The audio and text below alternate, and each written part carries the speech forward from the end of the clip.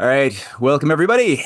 This week we're going to do a little bit of a continuation of a theme that Jerry masterfully developed last week, and this sort of came upon me as a bit of a surprise in a sense. We got a cancellation for a scheduled class that was going to happen today, and so I decided, since Jerry just really awoke a lot of inspired ideas in my head, and I've been already sort of moving my mind in the domain of this battle against the occultists, especially as far as it has taken place in the domain of literature.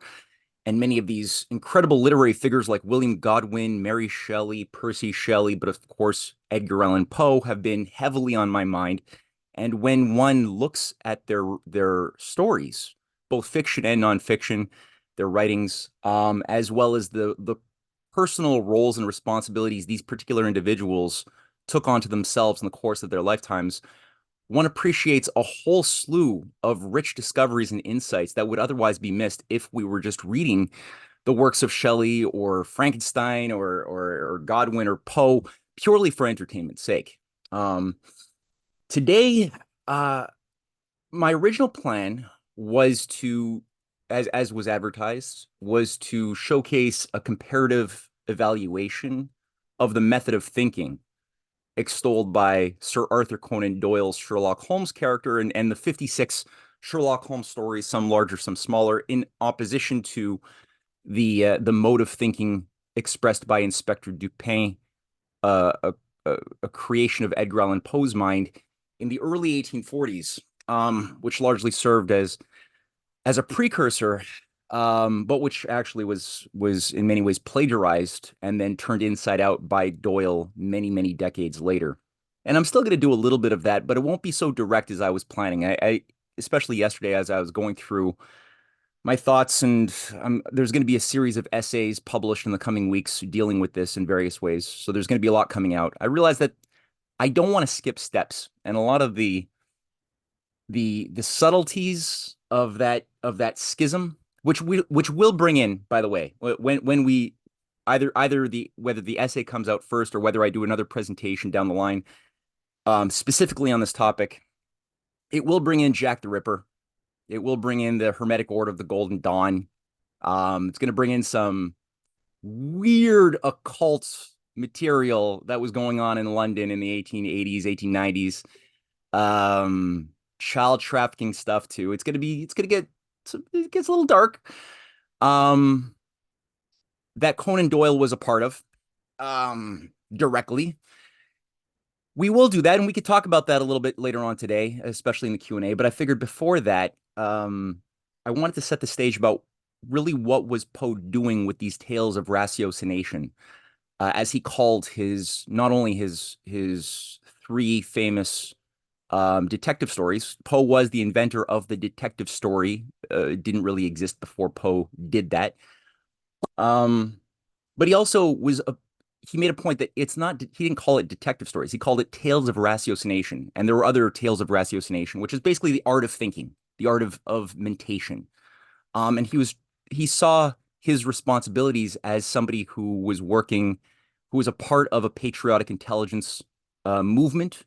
Second generation, his father, David Poe, was the quartermaster general for George Washington's army. Allan Salisbury and Jeff Steinberg did some wonderful work. These are two former EIR researchers who did some incredible work that I've found amazingly useful from my own researches that goes into the Society of the Cincinnati, a society that had been created by certain key figures around George Washington, Marquis de Lafayette, Alexander Hamilton, that was open to all of the sons and grandchildren of the leaders of the Continental Congress, George Washington's army. And the idea was to create a culture of excellence that would be able to transmit the insights into the nature of evil into the next generation, so that the ideals of the American Revolution could be not just renewed with every generation, but advanced and improved upon, so that the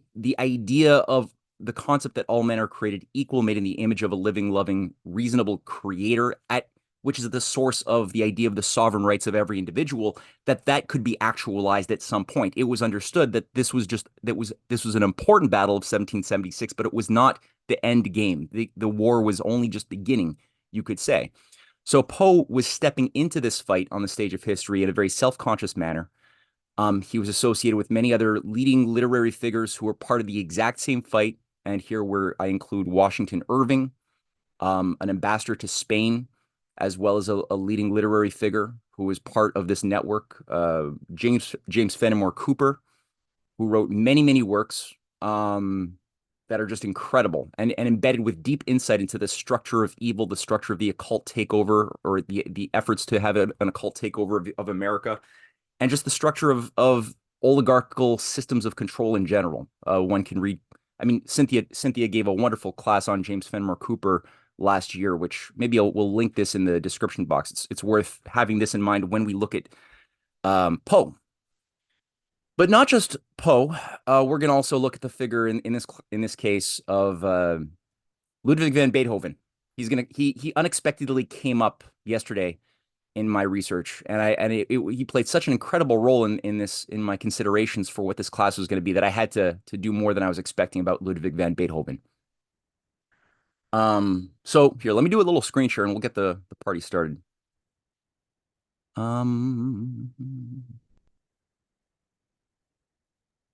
Okay. So can people see this screen here? Yeah. Okay, good. All right. So, the new title of this class is Poe and Beethoven Expose the 19th Century AI Cult. All right. So that's what we're going to go with today. And like I said, everything that I mentioned about Conan Doyle, Jack the Ripper, whatever else, when we're done this presentation, that's all fair game. If people want to throw that out there and have a discussion about that, that's okay. We can do that. All right. So let's begin. Our current society is very, very confused right now about the relationship of technology and nature. And I include obviously human beings and what human beings naturally do as part of my consideration of nature. I don't see it as like human activity and then there's nature. I'm not trying to, I don't agree with that dichotomy. I've been using this little graph I made a little while ago in a few places that I think is kind of useful. I tried to just get across what I perceive to be the basic assumptions that everyone kind of agrees on, whether or not you like transhumanism or not. One of the core problems of the current thinking endemic in today's world is that there is this supposed linear relationship between freedom and healthy ecosystems and technological progress. Of course, what I'm trying to get at here in this graph, with this XY or Y graph, is a portrayal of a common conception popularized by people like Ray Kurzweil, earlier on by Norbert Wiener, von Neumann, but more recently Ray Kurzweil and some other transhumanists that talk about a singularity that they foresee. I think the consensus currently is like 2050 or something. It kind of bounces right. It's kind of arbitrary. And the singularity is the moment which a lot of these prophets of the future, these futurists, have all agreed upon, is when machines will start becoming self-aware. And that's when Skynet kicks in and either the war begins against humans, where, obviously it has to happen because, computers being great, like perfect logic machines that are so much more brilliant than the human mind, will naturally recognize the fact that human beings grow like a cancer or a virus and just multiply and pollute. Thus, since our behavior would naturally define us as a virus, or a cancer, some combination, the only responsible thing to do by a machine's cold calculating logic would be to destroy said destructive thing called human. So then, you got a debate between the different factions who all agree that there's this relationship where human freedom will necessarily diminish as technology improves. Automation naturally takes over things that humans used to do, thus making us more irrelevant. And at that singularity moment, there's a choice. The debate is either whether we want to go with people like Ray Kurzweil, who say, well, that's great. That's great. That just means that we can have the special elites who will merge with the machines. And then you have those other people who say, no, we have to declare war on the machines now before they become self-aware. And these are people who are largely colored by James Cameron's scenarios of Terminator and all sorts of Hollywood conditioning that's been into the shaping our zeitgeist for decades and decades, from 2001: A Space Odyssey onward. So either go to war with the machine, be like John Savage from Brave New World, or be like Mustafa Moan from Brave New World, and just go with the flow. Be one of the elites controlling the underpopulated slave class, And here we have people like Yuval Harari. Let me just do a quick little screen share here of Yuval Harari. It's a famous piece. There's many disgusting things that Yuval Harari has said over the years. Let's just point out one famous little extract from a thing he said recently. Oops, I gotta do sound share, stop sound, share sound. Okay. This is a little 1 minute mark by Harari, representing sort of the Ray Kurzweil idea of the hackable human. Let's just play it. Governments and corporations, for the first time in history, have the power to basically hack human beings. There is a lot of talk about hacking computers, hacking smartphones, hacking bank accounts, but the big story of our era is the ability to hack human beings. And by this I mean that if you have enough data and you have enough computing power, you can understand people better than they understand themselves, and then you can manipulate them in ways which were previously impossible. And in such a situation, the old democratic system stopped functioning. We need to reinvent democracy for this new era in which humans are now hackable animals. The whole idea that humans have, they have this soul or spirit and they have free will and nobody knows what's happening inside me. So whatever I choose, whether in the election or whether in the supermarket, this is my free will, that's over. We need to come to terms with the fact that, again, this is where philosophy meets computer science and biology. Yeah, so that was gross. All right. Go back to the thing. Okay, but that's a very popular idea amongst some of these like Davos clique crowds, and people wanting to just be part of the upper management elites of the world or be invited to the inner clubs. That's a common view you kind of have to have, it seems, for a lot of these Western elite networks. So that dystopic idea is not new, didn't come out of a vacuum. It's been around for a long time. Here's another corollary of this idea of thinking in a linear way about this very naive relationship.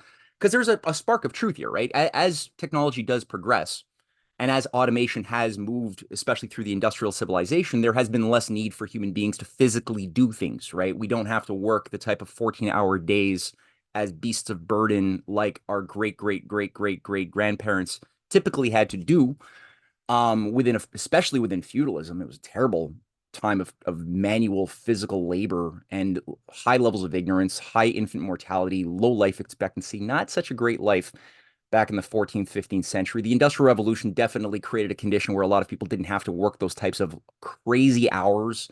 There was a measurable increase in the amount of people that could be supported.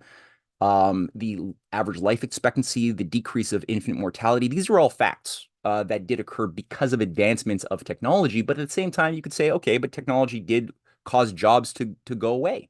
People who were employed, before the automobile, people who had a lot of jobs shoveling horse poo, and those jobs disappeared with automobiles, right? The electricity caused a lot of those people. There were thousands of people across North America employed to just be the person who turns on and then puts out the candles every evening and every morning, across streets. They lost their jobs with electricity. That's a thing. So but there's something also being missed with this type of naive reading. So here's a corollary of this linear graph, of this linear reading of technological growth. One of those fallacies is this Malthusian population graph that I think everybody has seen, featuring the geometric growth of population and the arithmetic growth of food, agriculture, but also you could say the arithmetic decrease of resources that Malthus had presumed existed as an immutable force of nature. And with his mathematical ratio, he was able to predict when there would be a crisis that could be acted preventatively by elites today using his mathematical scientific management of society in order to decrease human population. He had certain protocols that he advised we do. Controlled famines or something he was big for. Wars, spreading diseases. He was big on these things, and he actually promoted these sorts of policies in action as an official priest of the British Empire.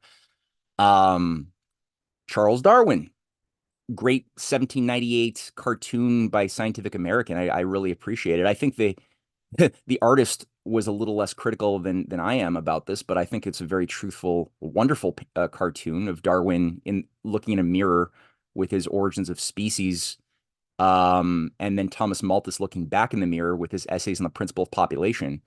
Because it's true. It is very, very much the same thing. And Darwin himself had said so, though this is almost always ignored by a lot of these experts, who tend to be Darwin experts. But anyway, Darwin said in October 1838, 15 months after I had begun my systematic inquiry, I happened to read for amusement Malthus on population. And being prepared to appreciate the struggle for existence which everywhere goes on, from long continued observation of the habits of animals and plants, it at once struck me that under these circumstances, favorable variations would tend to be preserved and unfavorable ones to be destroyed. The result would be the formation of a new species. Here then I had at last got a theory by which to work. So Darwin's very explicit. His insights, his ideas explaining the evolution of various species entirely was inspired by the precepts of Thomas Malthus. Very important. I'm not saying that there's no such thing as some evolutionary phenomenon. I think everybody who knows my stance knows where I stand on this stuff. I'm not saying that everything just came out 6,000 years ago, just the way some literal reading of the Bible says. I'm not saying that. I'm saying that there is evidence instead. There were other biologists who were existent at this very same time that Charles Darwin was coming up with his theories that were much healthier, that were looking at the changes in fossil records and were looking for harmony, design, intelligence, purposefulness, that they were incorporating into their analysis of the flow of nature, the fabric of physical space-time. These were considerations that were metaphysical, but also scientifically grounded and rigorous, which I think carried more weight than the type of presumptions that Darwin, through especially his handler, Thomas Huxley, brought into the debate. Specifically, the presumption of gradualism, the non-existence of nonlinear leaps, transformations, which fossil records actually show are shaping and punctuating our deep history. This type of creative leap is banned entirely from the Darwinian view. Everything is based upon a linear extrapolation of the past into the future. It's based upon a random function as well. It's very clear in the Huxley-Darwin conceptions of evolution that randomized mutations, sort of the rolling of the dice, is at the heart of any type of observable qualitative appearance of a new innovation within the living organisms.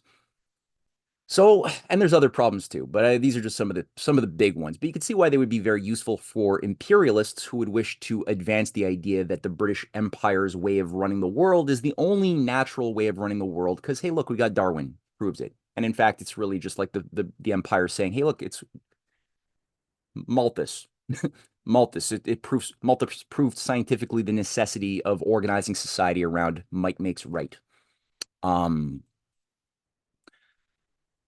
Thomas Huxley, very important guy. I already referenced Aldous Huxley just in my opening remarks, but Thomas, his grandfather, the handler of Darwin, put out a project, one could say, in 1874 on during his very famous speech at the Royal Society on the hypothesis that animals are automata, automata being a form of machine-like robot that has repetitive rhythms, motions.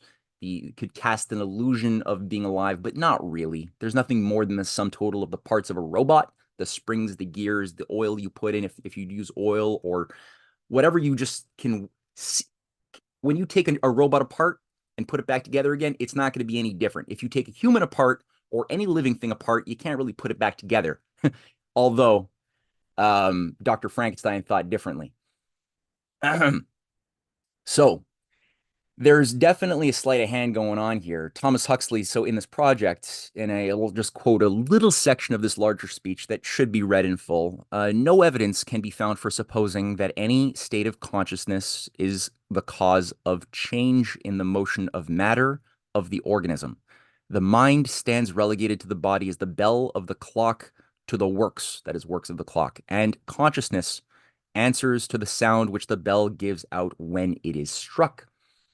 So, and he basically, it's not just his opinions as an editorial speech. He's really putting forth a project in providing resources, organization for networks of so-called scientists around the world to try to advance and prove this thesis in any way possible. One particular figure who is assigned to advance this project is somebody who I've been writing about a lot over the past few months. This is going to be a book at some point soon, actually. Nikola Tesla. Nikola Tesla was a follower of Thomas Huxley and most of Huxley's ex-club for that matter. He wrote many things pertaining to his idea of the human automata, the non-existence of free will, the non-existence of soul, which he believes strongly in. When I say believed strongly in, I'm saying he believes strongly in the non-existence of the soul. And that's not me just saying that. People can go to his writings. And one thing he made a point in this, How Cosmic Forces Shape Our Destiny in 1915. This is an article, an interview. The human being is a self-propelled automaton entirely under the control of external influences, willful and predetermined though they appear. His actions are governed not from within, but from without, not from the inside, but from the outside. He is like a float tossed about the waves of a turbulent sea. Again, Kendall Miller Thompson did a really wonderful master's thesis called I, Robot, Nikola Tesla's Teletomaton a few years back. It's really good. I've used it quite a bit as which in the sense of it providing a lot of really good leads.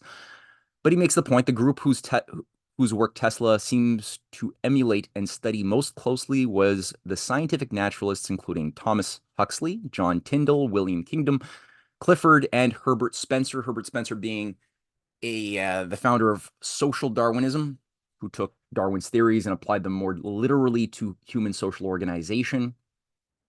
And I'll add here Francis Galton, Darwin's cousin, who was also an attendee of Huxley's X Club. All of these are X Club members, who was the founder of eugenics. Both Tesla, and I quote him in my series quite a bit, Tesla cited Herbert Spencer quite a bit as an authority in almost everything. Francis Galton, Tesla was a huge fan of. Tesla even said here, eugenics is a 1937 interview with George Sylvester Virake. Eugenics is universally established, describing here his view of what the world is going to be like in a century. He says, in this world, eugenics is universally established. In past ages, the law governing the survival of the fittest roughly weeded out the less desirable strains. Then man's new sense of pity began to interfere with the ruthless workings of nature. As a result, we continue to keep it alive and breed the unfit. The only method compatible with our notions of civilization and the race is to prevent the breeding of the unfit by sterilization and the deliberate guidance of the mating instinct. He continues in this interview with George Sylvester Verreek quite at length. Again, in my essay series, I cite much more of this speech. He goes through and he applauds the 30 U.S. states that have already passed sterilization laws, and he's also championing the German sterilization and eugenics laws that are newly being embraced in Nazi Germany. And of course, keep in mind that the person he's speaking to is not only his best friend, George Sylvester Verreek, who's been one of his closest intimates for 20 years, but is also the official Nazi representative to Washington, D.C. in America, and a journalist who went to jail for his support and bribing of American congressmen and senators to keep America out of the war and support Nazi propaganda in America. He was also a close ally and did rituals with Aleister Crowley in between 1915 and 1918 in the United States. So that's another thing, just to keep that in mind when thinking about what's behind these types of very odd remarks. The last here element from or words from Tesla I just want to say quickly, and I'm going to do this because I'm setting the stage for Edgar Allan Poe and Beethoven, but it's really important to appreciate the battle lines and the continuity of this fight against the automation of the mind, especially the idea that work is something that is purely physical, and doesn't involve creative productivity, the type of metaphysical creative leaps that one can only get in a healthy human mind. So this is an important consideration. Tesla, in the same speech in 1915, said, "I am proving constantly by every thought and act of mine that I am nothing more than automaton, responding to external stimuli and passing through an infinitude of different existences from the cradle to the grave. Every thought I conceive, every act I perform is the result of external impressions on my senses." So he was walking the walk in the sense that he wasn't just saying like, this is good for you, but not for me. He was, also saying he also believes that he is himself an automata, not just everybody, but him, he's including himself. And a lot of oligarchs don't like doing that. They like saying, "Oh, we're so overpopulated, but I'm not going to be the one to volunteer for solving that problem." Tesla was at least nominally saying that he also believes that he was a machine with no free will. But how is he advancing Huxley's view or Huxley's project? Well, in 1898 to 1900, he spent quite a lot of time touring with a machine that he supposedly developed called the automata. And it's a floating device, kind of like a modern boat that would be controlled by remote control. Had a few blinking lights on it. That's a little cutout drawing of what it looked like on the inside. And there's a little drawing from a newspaper of the 1890s showcasing Tesla driving his automata, his automata, and a bunch of people watching as an audience. But he would do something. He wasn't just doing this to showcase a technology. He was doing this to try to showcase a proof of principle about the nature of what a human mind is, and also how we relate to these automata. So how human beings are automata, but how we also create automata, and how these are models to help us understand ourselves. And he said here one thing when asked how he was controlling this. He gave a press conference and he said, "By an effort of will, I can stand 2 meters away from that instrument and by a mere stiffening of my muscles cause it to send a signal. It is so delicate in its adjustment that the disturbance of the electrical equilibrium caused by my muscle action affects it." So he was actually going around telling people that that he was controlling this by an act of his mind controlling the electrical, which is just the circuitry of the mind that would send electrical impulses to his muscles, causing them to spasm or flex, that would then cause a signal to be received by his machine and thus induce it to take an action. And he would then also ask the audience, hey, like kind of like a magician or a showman, hey, ask this machine anything and it will answer you. And he was really, part of his act was to encourage people to have conversations with the machine, so that they thought they were actually dealing with a cognitive being of some sort. Of course, one of the conditions for the questioning had to be that it could only be mathematical questions and nothing but mathematical questions. And the machine would then respond with blinky lights, according to whatever the answer was for whatever math question was being posed. He was ignoring the fact, or I guess he was doing a bit of a sleight of hand, because the obvious cause of this machine doing the answers that it was giving to the people was that there was an assistant, usually off behind a curtain somewhere, controlling the remote control, sending the signal into the device, and not his brain power doing it. But it does again showcase something that we've seen reemerge with Tesla 2.0 in more recent years, in the form of Neuralink. Because one of these transhumanists who believes that we have to merge with machines is Elon Musk, who is, again, what I perceive to be, he doesn't look like a genuine thing. I'm not saying I'm not saying he's not a human. I'm just saying that he doesn't, the persona that is being projected and sold to us doesn't seem to be authentic. There's more to it. Just in the same way that I sort of see Tesla as a personality type, as having handlers, stage managers that are projecting something into the zeitgeist that's tied to a more nefarious political motive that might actually have a bit of an occult twist to it. Elon Musk does have a strange affinity towards women with occult proclivities, and there is something weird about the philosophy of transhumanism per se.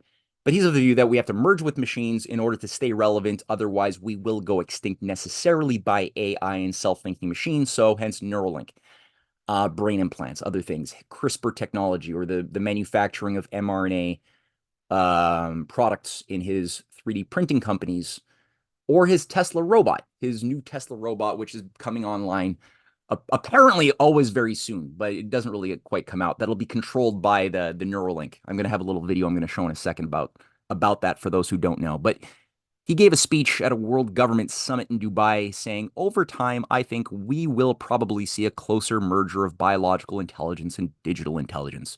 Some high bandwidth interface to the brain will be something that helps achieve a symbiosis between human and machine intelligence, and maybe solves the control problem and the usefulness problem. Here he's talking about this is the Yuval Harari problem. The usefulness problem is basically what Yuval Harari also has been speaking about quite a bit regarding the useless people, right? What do you do with the new useless class as automation replaces humans on every domain? What do you do with the useless people? Yuval Harari says drugs and video games, interfacing with a metaverse or something while you're on different types of drugs. That's going to be his solution to the. Oh, am I losing? If I cut out a little bit, I'm sorry. I'm noticing that my signal's choppy. So Elon Musk's solution is Neuralink somehow. That's going to be the way we also deal with the control problem, the lack of control over society systems management. So let's do a stop share and just show a little quick video of Elon Musk's Tesla robot that he's been marketing. Weird Tesla robot. In a second. I'm just going to show a little clip of it. It's a 7-minute video, but I'm just going to show like maybe a minute or two. That's all you really need. All right, so this is at a press conference where he's showcasing this new tech that people can invest in now, because it's just around the corner. We're gonna look at a 3D image that he's promoting of the Tesla robot that interfaces with our Neuralinks. That'll be like our servants. That'll be our servants of the future. And then what it actually looks like today in the real world at this press conference.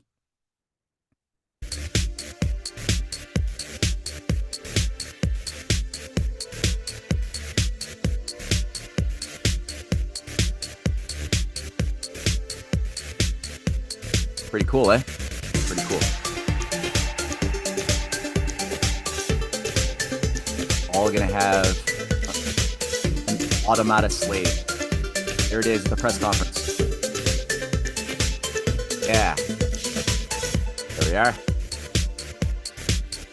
Ooh. They even dance for you too. There's Elon in the background.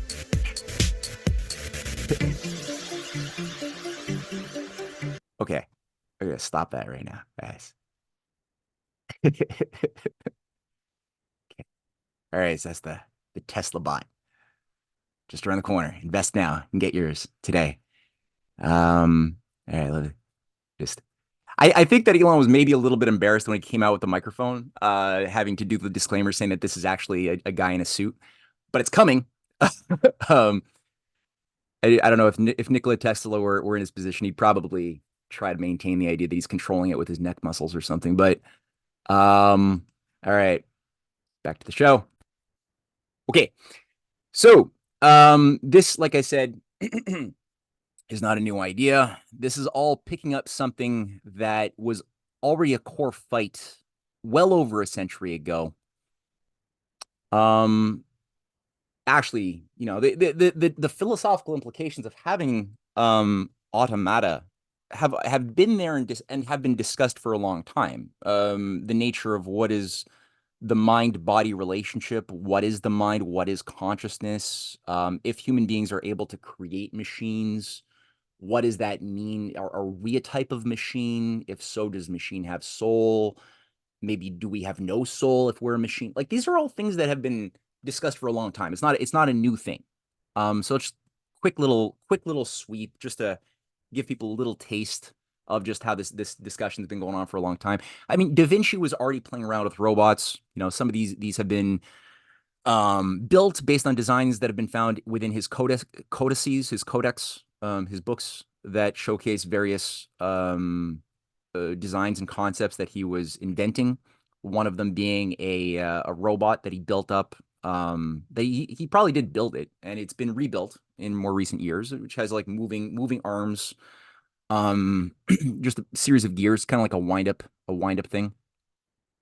And it was actually modeled. We see precursors of this going back 2,000 years into the past, in the 3rd century BC, in a figure named Philo Byzantios, was in Greece, and he owned a villa, and he described, and actually there's little drawings that have been used to reconstruct this thing, an automata maid, that was a life-size doll, literally life-size, that was holding a wine jug, and it would extend the other hand, and it would basically, you give it a drinking vessel, it would fill it, it would give it back to you, and that was its job. It would, you know, did a cyclical, interesting thing.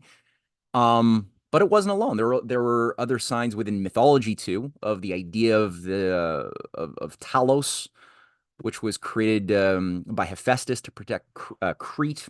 I think Jason and the Argonauts um, did battle with this thing.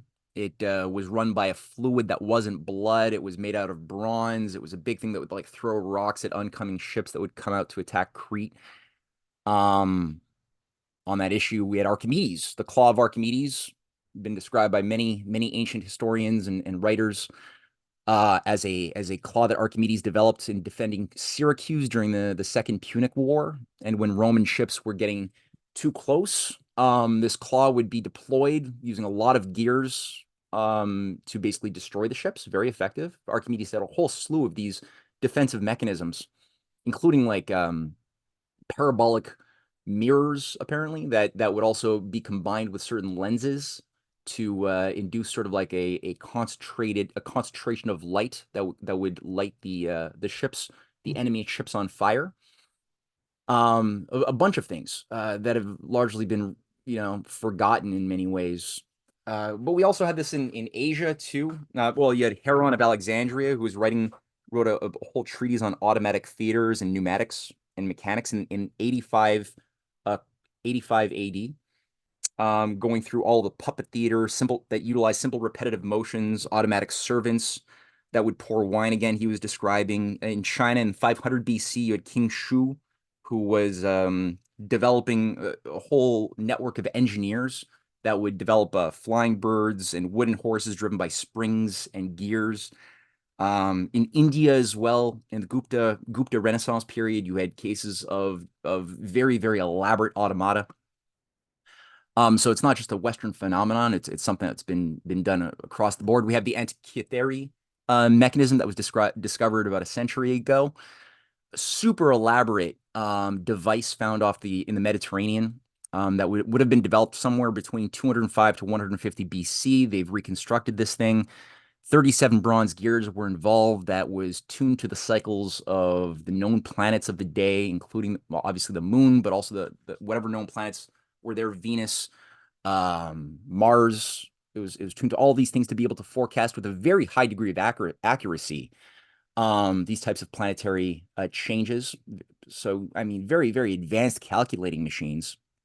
So that's not an automata, but it is definitely something that replicates, that does the work of human calculators. It saves a lot of time having if you were going to be sitting there trying to figure that type of information out, it would take you months. This thing would do it in minutes.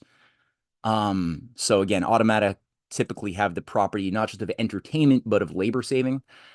But of course, for much of human history, especially in the ancient time, entertainment was the major function of the automata. We don't have a lot of examples of this technology applied to save human labor because, I mean, Rome, Greece were still relying economically on slavery as a big chunk of labor. So there wasn't the idea that, unfortunately, that this machinery could or needed to replace or do hard, dirty work. So hence we had these things used for like coin operated machines to entertain the youth of the rich.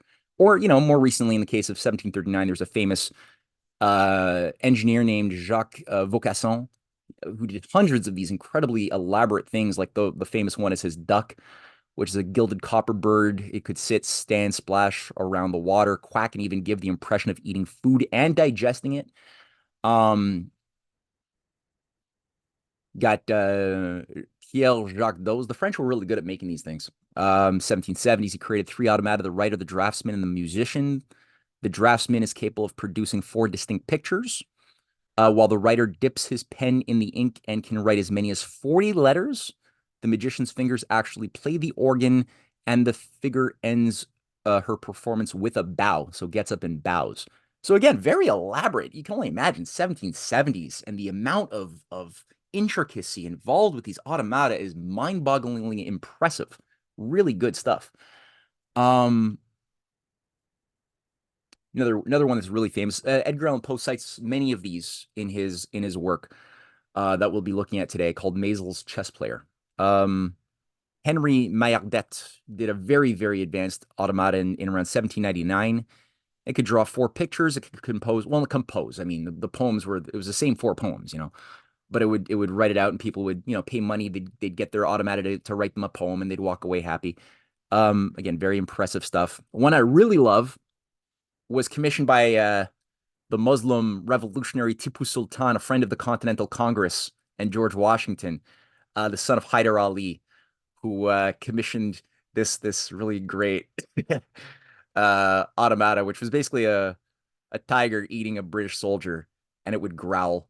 So he enjoyed that, and I do too. So here we have Charles Babbage as an advance of the calculating machines.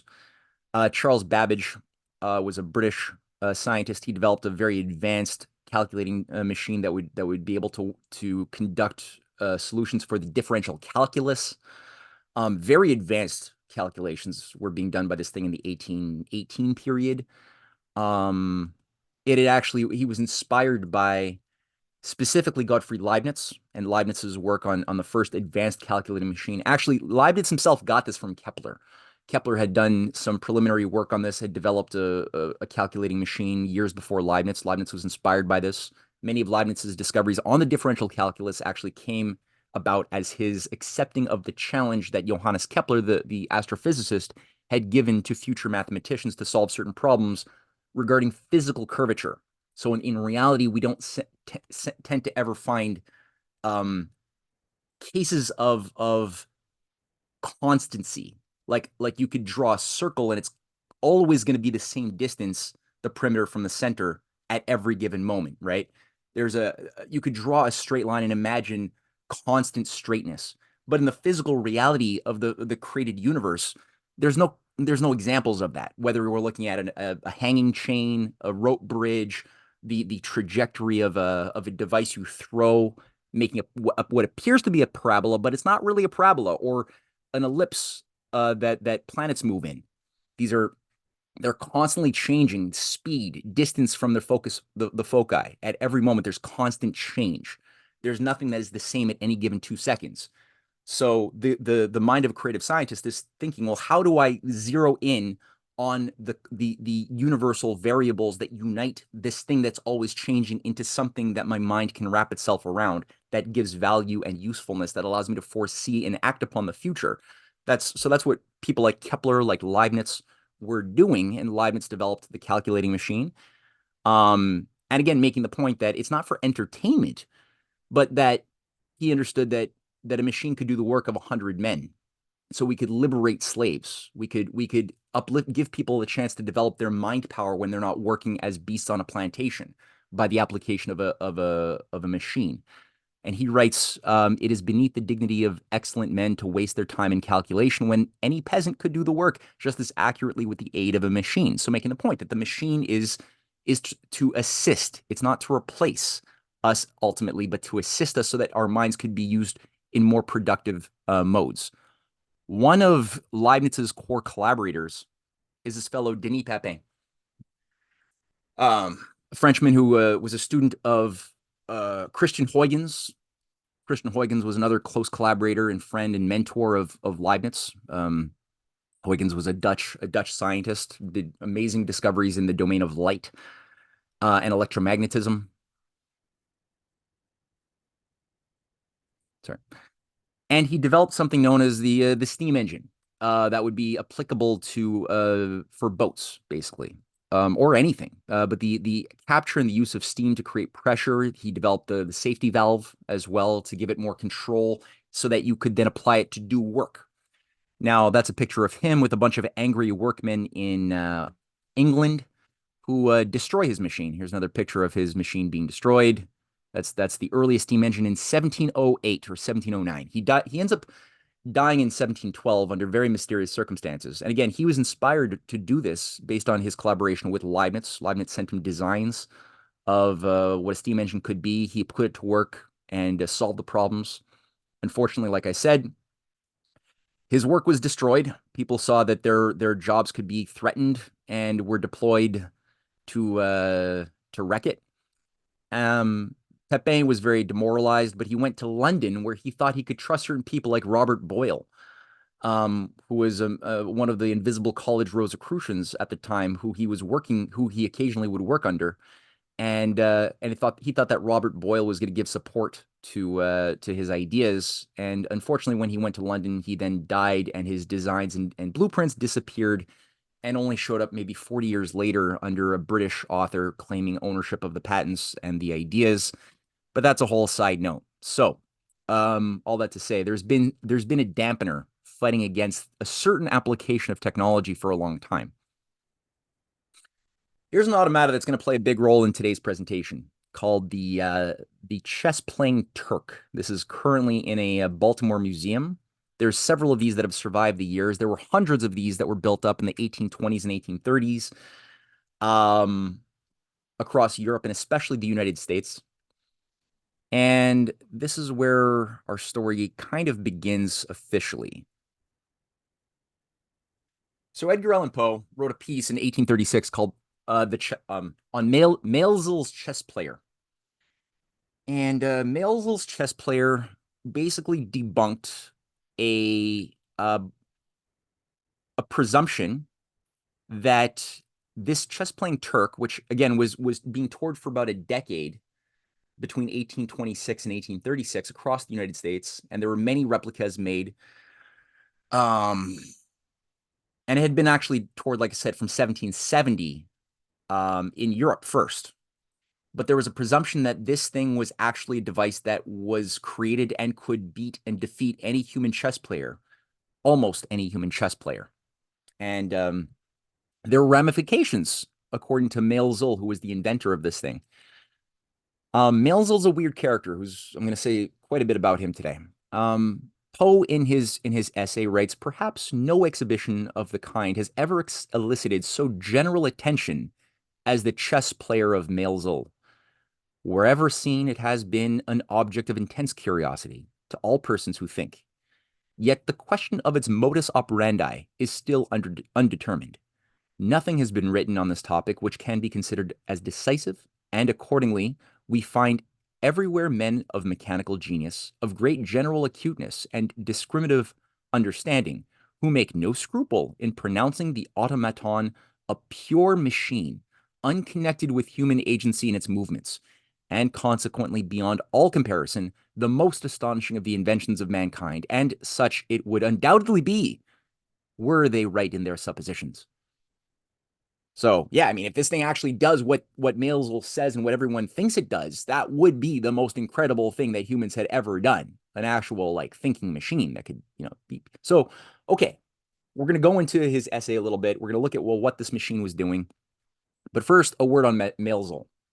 Johannes Maelzel was a Viennese sort of showman, kind of like a P.T. Barnum type of character who sold himself as a great inventor. He invented the metronome, or so we were told. He also would circulate and do these big tours with he was a musician, and he somehow acquired certain automata that would play musical instruments.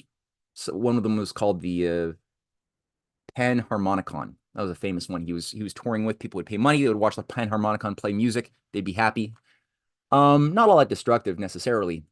And then around 1804, he purchased the chess playing Turk from Kemperer Wilhelm von Kempelen, Wolfgang von Kempelen, who was the actual inventor of the chess playing Turk in 1770. And this Turk was not a real Turk, it's a machine. Played Mary Therese, the Empress of the Habsburg Empire. It had played Benjamin Franklin. It played Charles Babbage, actually, the guy we just met who invented an early computer. It had played Napoleon Bonaparte as well. And it was a very elaborate chess playing Turk. I mean, it could move its hands, its eyes. It would be able to grab a piece, move a piece. It would its eyes would blink. It would make certain sounds. It could even say check. If it got you in check, it would say check. It would turn its head. At one point, there's a story when Napoleon had tried to cheat. The chess playing Turk used its hand to knock all the pieces off the board, and Maelzel had to put them all back together again. And Napoleon was kind of impressed by this and gave the guy a lot of money. So it was a very persuasive device. It had a lot of interesting character to it. But I mean, again, was it a machine or was there something else going on? Was it being controlled remotely? Was there a human in it? Like, was there maybe a midget inside of it or something? But it was a really good chess player, like it was beating a lot of people, but it wouldn't always win. But so, anyway, Maelzel buys this device in 1804. Once von Kempelen dies, Kempelen's son sells it to Maelzel. Maelzel starts touring this with his panharmonicon devices. And again, Maelzel's point is that these are proofs of principle that ultimately the human musician is not needed, will ultimately go extinct. That the human mind will be superseded by machines. It's inevitable. So that's part of his messaging within his grand shows, So there were things, and then his metronome, it had usefulness. Metronome being something that uses gravity to basically make a repetitive tempo, and it's useful when you're just like learning the ropes of playing the piano or an instrument. But he was of the view that this should be what defines the behavior of all musicians, all human musicians, is direct, perfect mathematical tempo. He made that really his mission in life. As it turns out, not only did he not invent the Maelzel chess player, though he said he did. I don't even think he invented the panharmonicon, though he definitely said he did, and people tend to think he did. But as it's been proven, he didn't invent the metronome either. He stole that from somebody else, whose name I'm forgetting, who had invented a Dutch scientist 2 years earlier, who he basically stole it from and then patented it after making a little minute modification. But he does something weird. Maelzel, before he goes to the United States, he has this weird relationship with Ludwig van Beethoven. not Von, Van. Today it's portrayed that they were great friends. Beethoven loved him. He made a little hearing device for Beethoven. Beethoven just adored the guy. That's what experts will tend to say today. You go to Wikipedia, you tend to see this. No, I don't see that though. With the evidence is showing me a very different picture. Beethoven said Maelzel is a rude, churlish man, entirely devoid of education or cultivation. They collaborated. Maelzel somehow convinced Beethoven in 1812 to write a symphony, which became Beethoven's Eighth Symphony. That he basically said, my panharmonicon, that's a little drawing of what it looked like, had some trumps, could play like military beats. He basically said, my panharmonicon can do whatever a human musician can play, and he challenged Beethoven to do a piece that would be played by his machine. Beethoven did like Beethoven always does, a piece that could not be played by his machine. It was just too elaborate of a piece. It became the Eighth Symphony. Beethoven, in hindsight, didn't really like his Eighth Symphony, but it did the job. So the narrative that's been constructed for the next 150 years is that, okay, or 200 years, they were great friends. They worked together on this benefit concert for soldiers who had gotten injured fighting Napoleon. And the Eighth Symphony, which is called Wellington's Victory, or the battle symphony, was a collaborative piece. Maelzel somehow contributed. There's no evidence that Maelzel either contributed to the musical piece itself, but there is evidence that he did plagiarize it. And Beethoven actually sued him in court for what he did.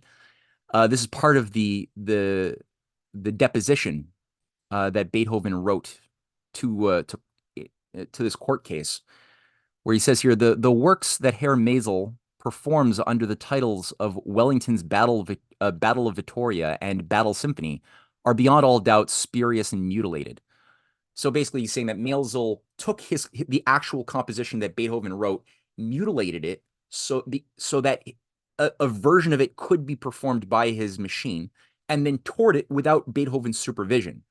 So then he was giving off the impression that that he wrote it, which he didn't, that this was the actual piece, which it wasn't, and that the machine could then actually perform any piece of music was part of the thesis he was projecting to his audiences.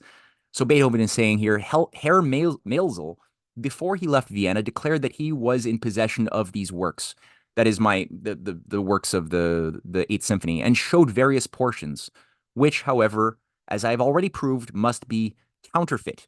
The question whether Herr Maelzel be capable of doing me such an injury is best solved by the following fact.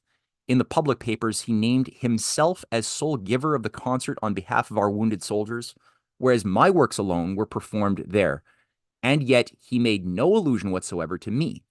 I therefore appeal to the London musicians not to permit such a grievous wrong to be done to their fellow artist by Herr Maelzel, his performance of the Battle of Vittoria and the Battle Symphony, and also to prevent the London public being so shamefully imposed upon. So that's a useful thing to go by, considering, again, the popular narrative is that Beethoven was an admirer of Maelzel. There's no evidence of that at all. Now, the thing here, okay. So I'm going to play now two pieces of music. Let me do a stop share. Beethoven did do a little satirical canon, like a jab to Maelzel, that I think is worth listening to.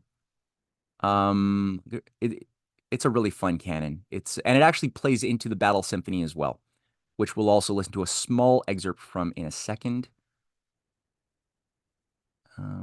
So this is the canon, written in about, I think it's 1816. It must have been written, performed by, I think this is the way it should be performed. So here it is. And then I'll read the translation of what they're actually saying.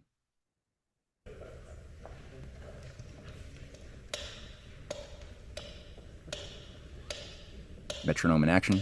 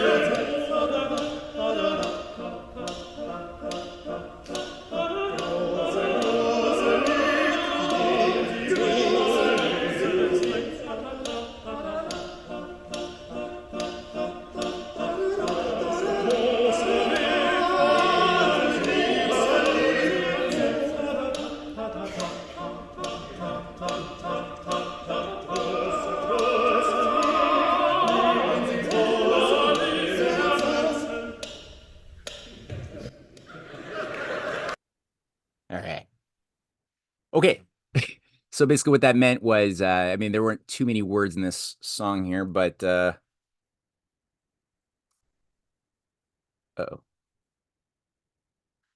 Basically what it means is ta ta ta ta, dear Maelzel, ta ta ta ta ta, live well, very well, ta ta ta, you banner of time, capital T for time, ta ta ta ta ta, you great metronome, ta ta ta ta ta. So people say, oh, because I mean, there's a problem of literalism in our society, right? People tend to read things and they don't see irony. They just don't. People, there's a difficulty with the ability to discern irony in a materialist world. That's going to happen. Um, so people think, oh, look, he loved Maelzel. It's a great homage to Maelzel, who he loved. And it's like, no, he's clearly making fun of Maelzel, especially when you take into consideration that he was going to war with Maelzel, who was like clearly like trying to undermine all of his work in music more generally. Um, so quick little point as well. People say, oh, he didn't, this is actually not made up by Beethoven. There's this weird controversy about this. I don't really know why. Uh, Within the Battle Symphony, he's basically taking elements of the ta ta ta, like this canon, and you could hear it within the Battle Symphony itself. Which, by the way, an additional point is Maelzel also pissed off Beethoven because he added words into the song, the Wellington Victory, such as "God Save the King," um, uh, some other British what was it? Uh, oh, some other kiss ass lyric in honor of the British Empire that Maelzel just had to infuse into it. Beethoven again was very unhappy with that. So let's do a little section from one of the movements of the Battle Symphony here that you'll probably hear. It's a good training, just like listen for common themes in music that emerge again and again.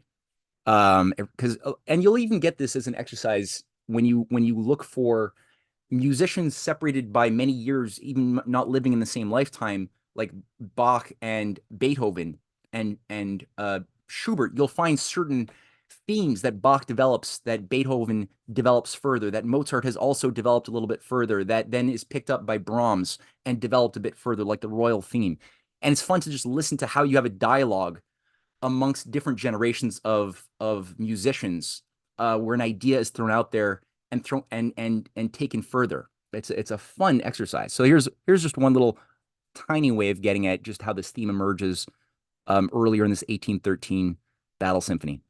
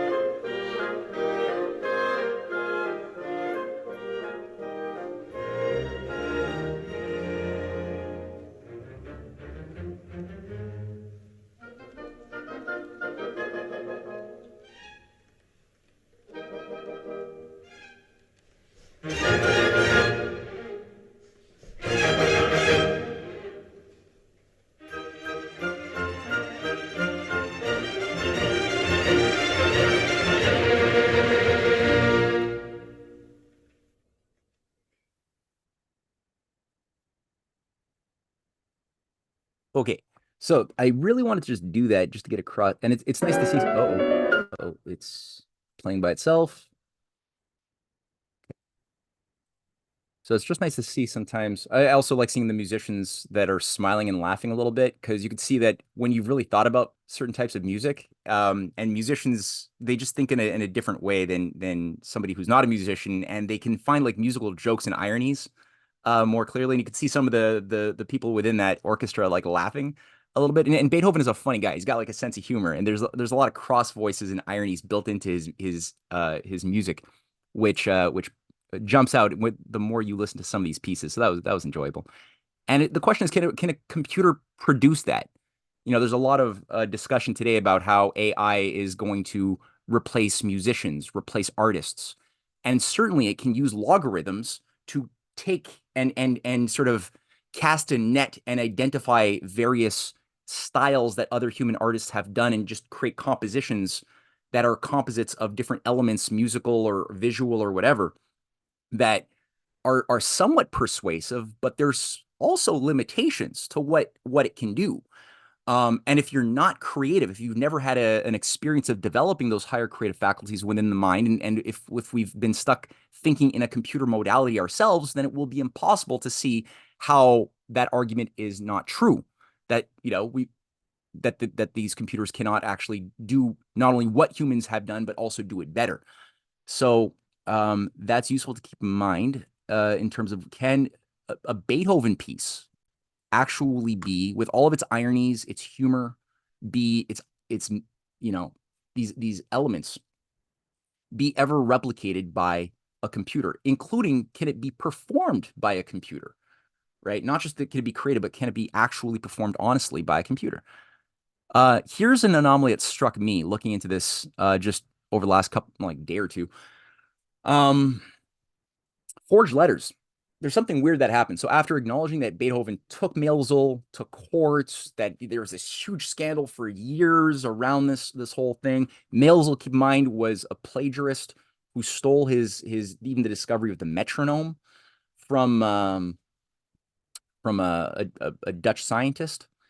Uh, Beethoven is then says, apparently in a letter discovered 15 years after he dies, he said an official biography of Beethoven is written, and there's apparently a letter that was discovered, a private letter that everybody makes a big deal about this letter, which they use as evidence that he loved Maelzel and loved the metronome and wanted his own music to only be performed with the metronome all the time. That's what Beethoven wanted. I think this got all the signs of a smelly, dirty lie. Where Beethoven writes, apparently, so far as I am myself concerned, I have long purposed giving up those inconsistent terms, allegretto, andante, adagio, and presto, different guides that a composer would put onto the sheet music to help guide the musicians as far as, like, do you speed up, do you go slow, there's different terms that have been used, and he says, no, I've given up all of these things. And Maelzel's metronome furnishes us with the best opportunity of doing so. I here pledge myself to no longer make use of them in any of my new compositions.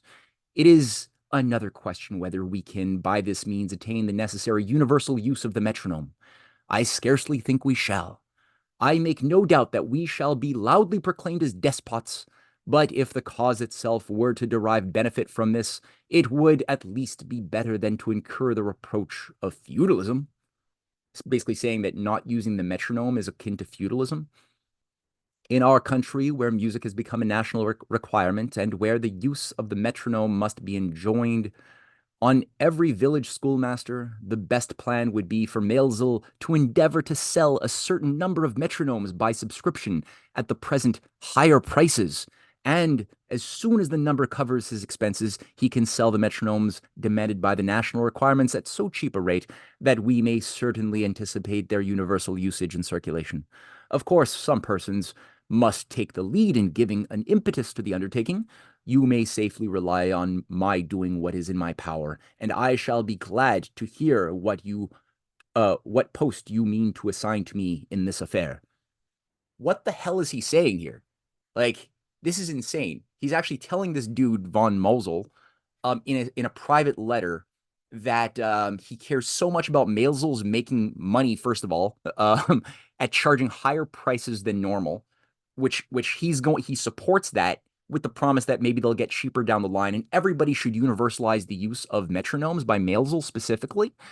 And he's gonna do everything in his power to universalize this and get rid of like any other type of musical notation that doesn't involve metronome.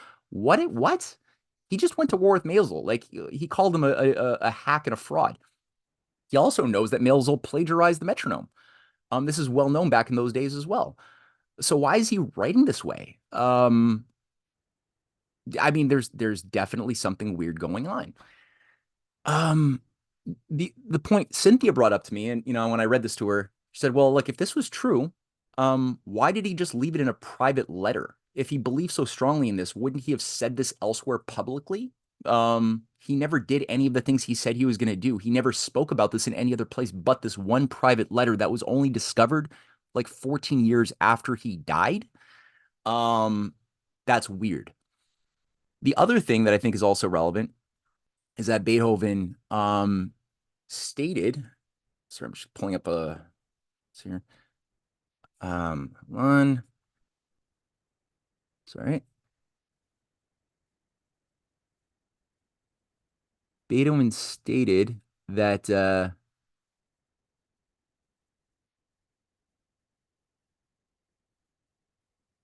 was looking for a quote here. Oh, it's an important quote. I was hoping to pull it up. Oh, that's it. It is right that one must feel the tempos.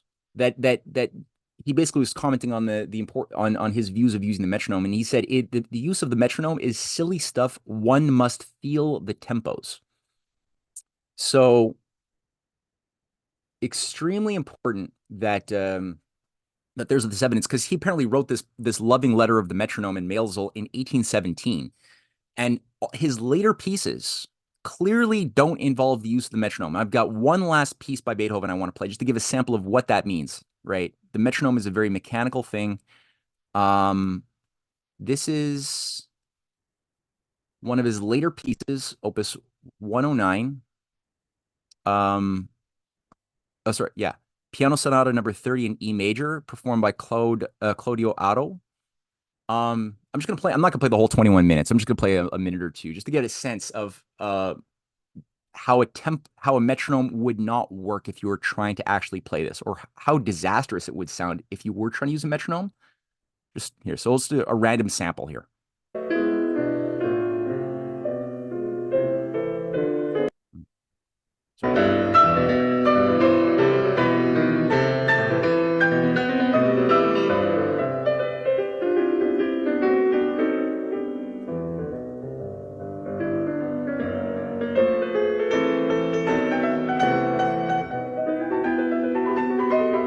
Canto the adagio that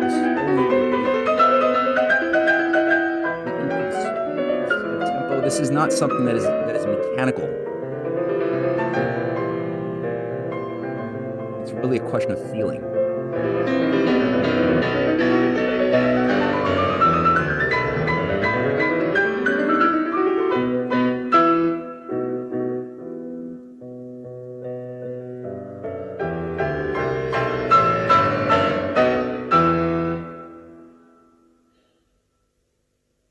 I'll leave a link that people can listen to the whole thing on their own. But just to give a sense, like there's again a typical Beethoven, right? He wants you to really feel the music, and obviously the metronome is useful as a guide in practice, but it is not something which should ever be like a crutch. That will destroy your ability to really feel and live the music. So let's get back. That was the last musical piece for today. And one other, so 2 points that I'll just throw out here before I get into back to Poe's Maelzel's chess player. Number one, Beethoven didn't actually perform. He performed this separately with a live human orchestra, and Maelzel performed it separately with his pen harmonicon. They were not done at the same time. That's an important thing to just get on record.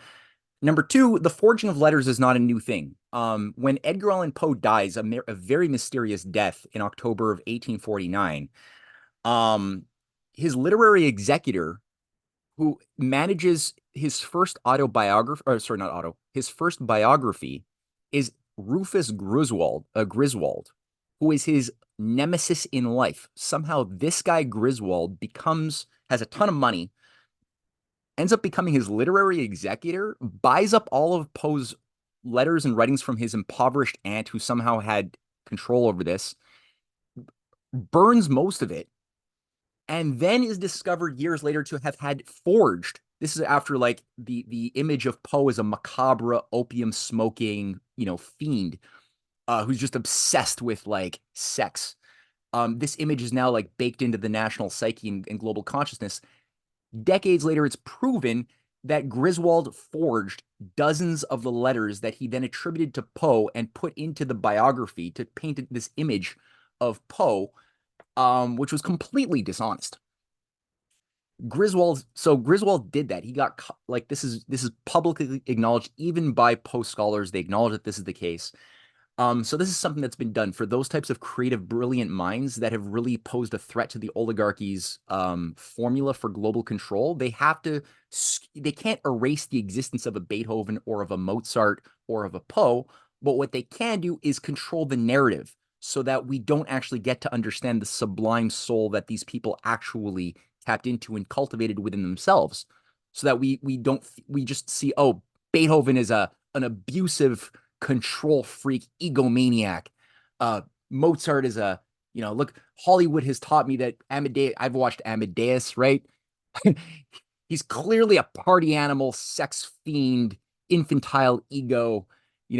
Poe is clearly probably a killer, opium fiend, whatever. So they do these things that you can't actually have an admirable connection to these types of identities.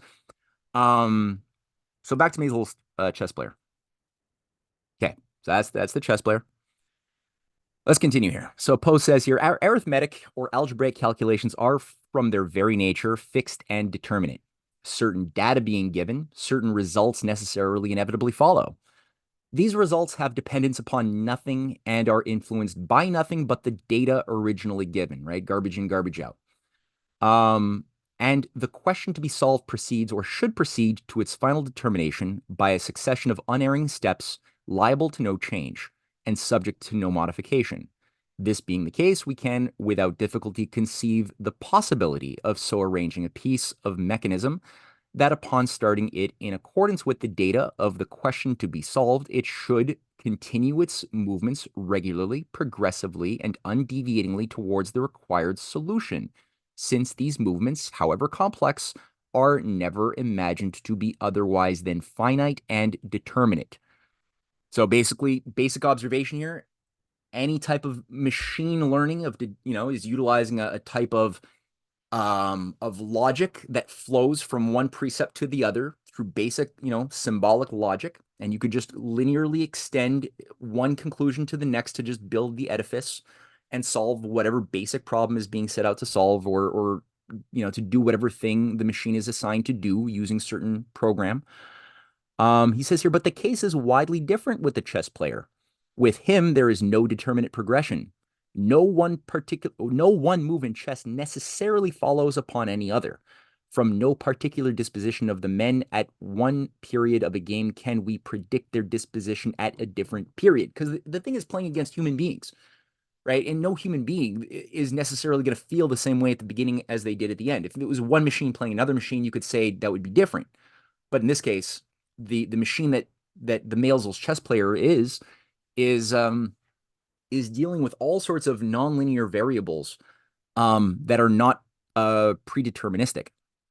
He goes on and he says here, now, even granting what should not be granted, that the movements of the automaton chess player were in themselves determinate, they would necessarily be interrupted and disarranged by the indeterminate will of his antagonist. There is then no analogy whatever between the operations of the chess player and those of the calculating machine of Mr. Babbage.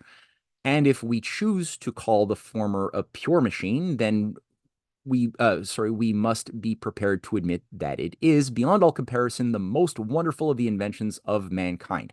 So basically, yeah, if the Babbage calculating machine that can calculate the differential calculus equations is incredible. But he's like, this thing, if this thing can do what they say it can do, it's even more incredible. It's the best thing ever, right? It's beyond any type of calculating machine you could ever even imagine. So like, why is this guy just like touring it as a P.T. Barnum showman? You know, like if this is the best machine ever done. He also says it is quite certain that the operations of the automaton are regulated by mind and by nothing else. Indeed, this matter is susceptible of a mathematical demonstration a priori. The only question then is of the manner in which the human agency is brought to bear. So he's basically saying, look, it does. He lists about 17 elements within his essay where he basically says, okay, it's using pure ratiocination, like pure reasoning, looking for contradictions according to of a certain narrative, and just seeing where does it break down? Where must there be a human being driving this thing in some way, right? Is it Maelzel outside? Is he pressing buttons? No, he's not pressing buttons. Is he maybe using his foot to control something under the machine? No, he's not doing that. Because it's on rollers and it can move around. What is it? Is it using some sort of a? So he basically comes to the conclusion that there's a person inside of it, and it's a big machine. It's the size of like an office desk. The actual chess player itself is like 1.7 times larger than your average human. So plenty of space for a human being to be in to put their body inside of the Turk.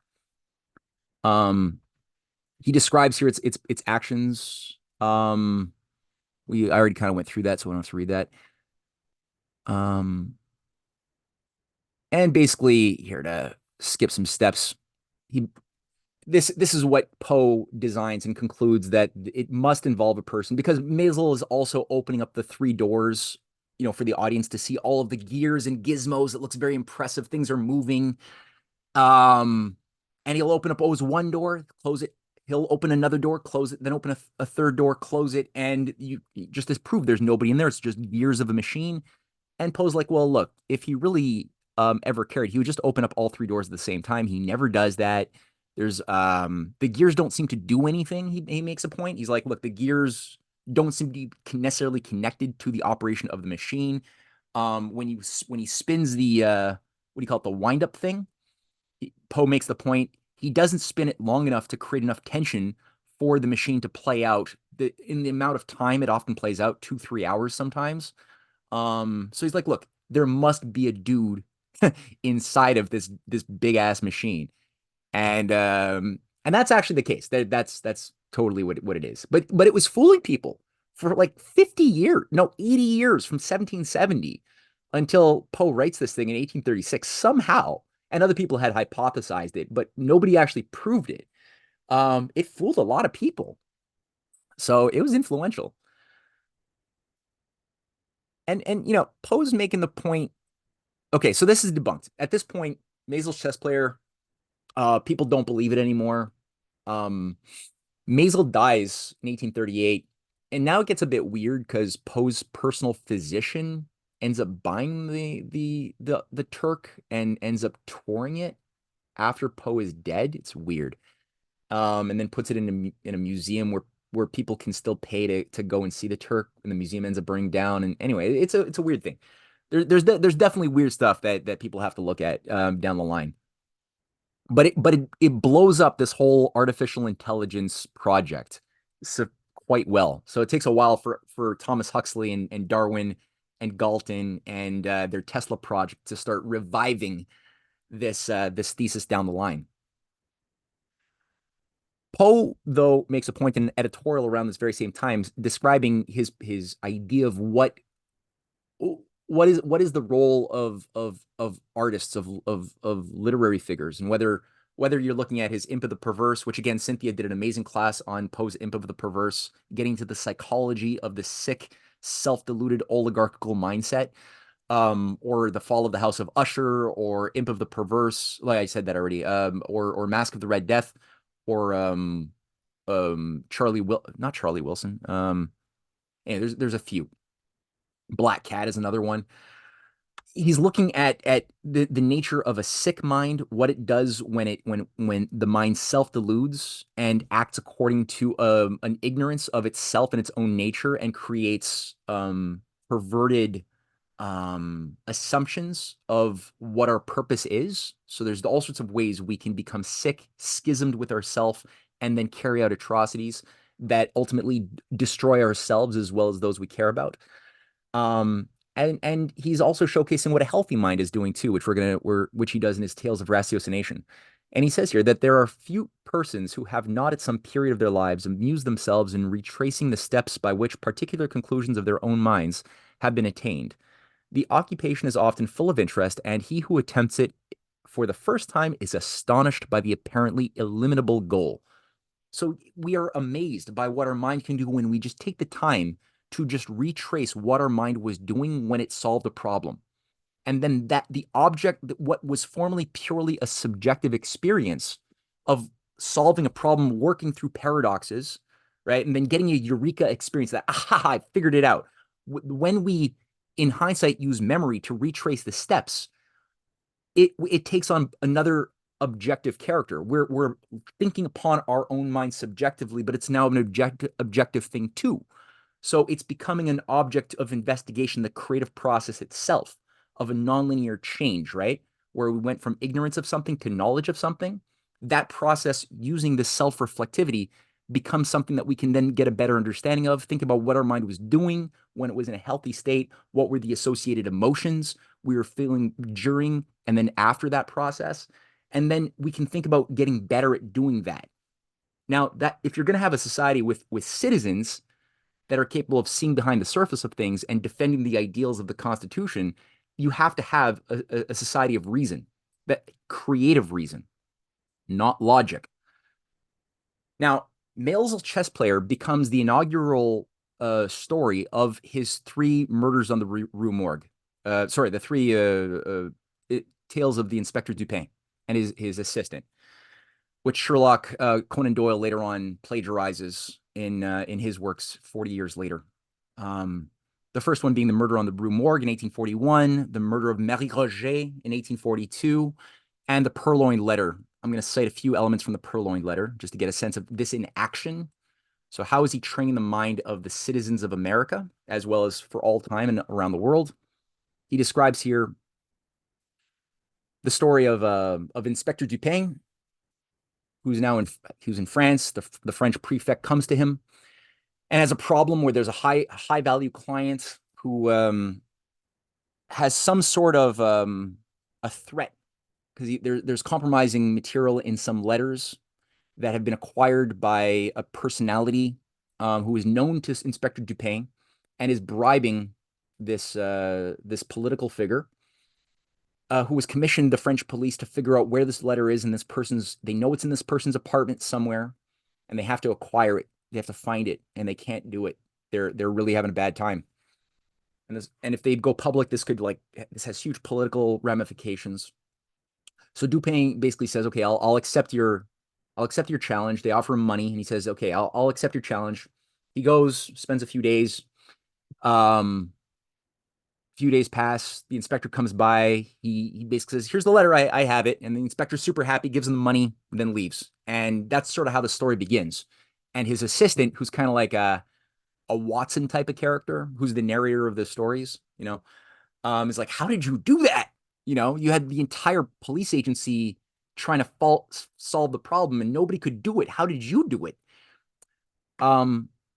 So first of all, the prefect has already described his method and the method that's used by the police officers in going into this man's room and inspecting everything. And the inspector is saying, look, we took our time. First, we examined the furniture in every room. We opened up all the drawers. We looked under the rugs. We searched behind all the paintings on the walls. We opened up every book. We removed the boards of the floor. We even took the tops off the tables to see if he had hidden the letters in the table's legs.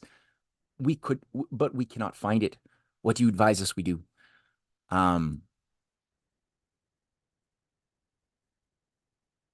So this is like before Dupin goes and accepts the challenge. Now he's discovered it, and now he's telling his assistant how he did it.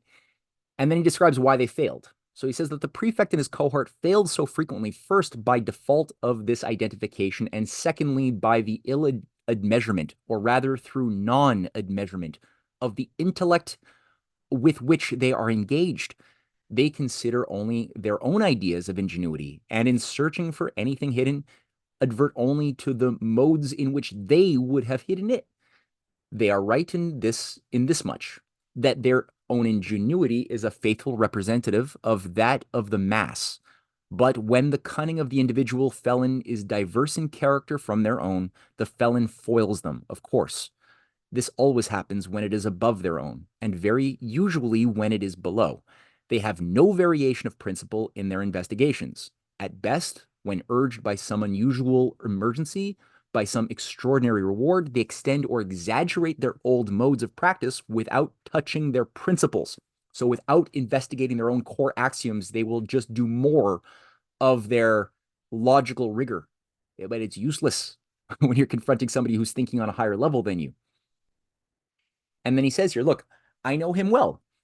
So describing here, is he like, what is this person's character that, that stole the letter? He's like, I know this person well. He's both. As a poet and a mathematician, he would reason well. As a mere mathematician, he could not have reasoned at all, and thus would have been at the mercy of the prefect. So yeah, very clear. Poe is, and he describes here how this person is a master of the differential calculus of Leibniz. He is an accomplished poet, so he's able to think on that higher level, a relatively healthy level, one would say. So the ultimate solution, I won't give it. People should read the purloined letter to see where this person hid the letter. But it's really worth reading. It's like you could do it in a couple hours in an afternoon. It's a nice read. The other tales as well of ratiocination, murder on the Rue Morgue, and the murder of Marie Roger. Also interesting to see what he's doing, but you have to be aware of the type of political fight going on, especially with the occult, to take over and undermine America culturally. If that is not in your mind, you won't fully appreciate what he's doing with these two pieces. So keep that in mind. Maybe we could talk about that if people want to talk about that afterwards. So let me just round this thing out here a little bit.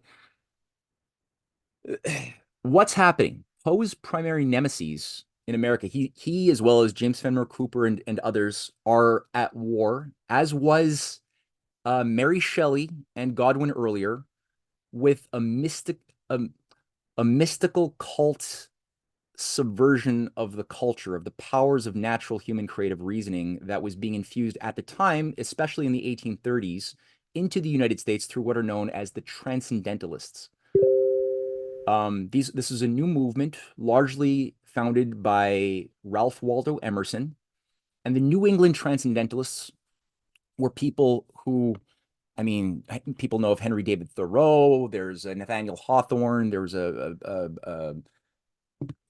oh God, I'm forgetting now. There's a slew of these individuals who were largely utilizing the worldview of Immanuel Kant, who had discussed in his Critique of Reason and Judgment the idea that human reason is simply deductive and inductive, or some admixture of deductive and inductive reasoning. But Kant also admits the existence of transcendental leaps that also exist. But he says that the powers of reasoning that are intelligible in Kant's world are limited to basically machine learning. Deductive, like a posteriori and a priori logical actions. So you start with a general assumption, and then you use your sense perception to fit patterns of data into the general rules you assume exist. Or inversely, you just build a lot of, or you accumulate sensory data looking for patterns and then extrapolate into those patterns into a general rule. So either bottom up or top down or some combination of the two, which is sort of what computers do. That's what Aristotle was promoting. That's basically machine learning. That's at the heart of any syllogism, right? If A thus B, if A plus B equals C, thus C is the combination of A and B. You could just do a reverse. There's basically different tautologies. If you could sit on it and it has four legs, it's a chair, right? Thus, anything that satisfies that category that you see in the sensual world, you must then conclude is a chair. Even if it's a horse, you could sit on its four legs, but you've got the program says that you're actually looking at a chair.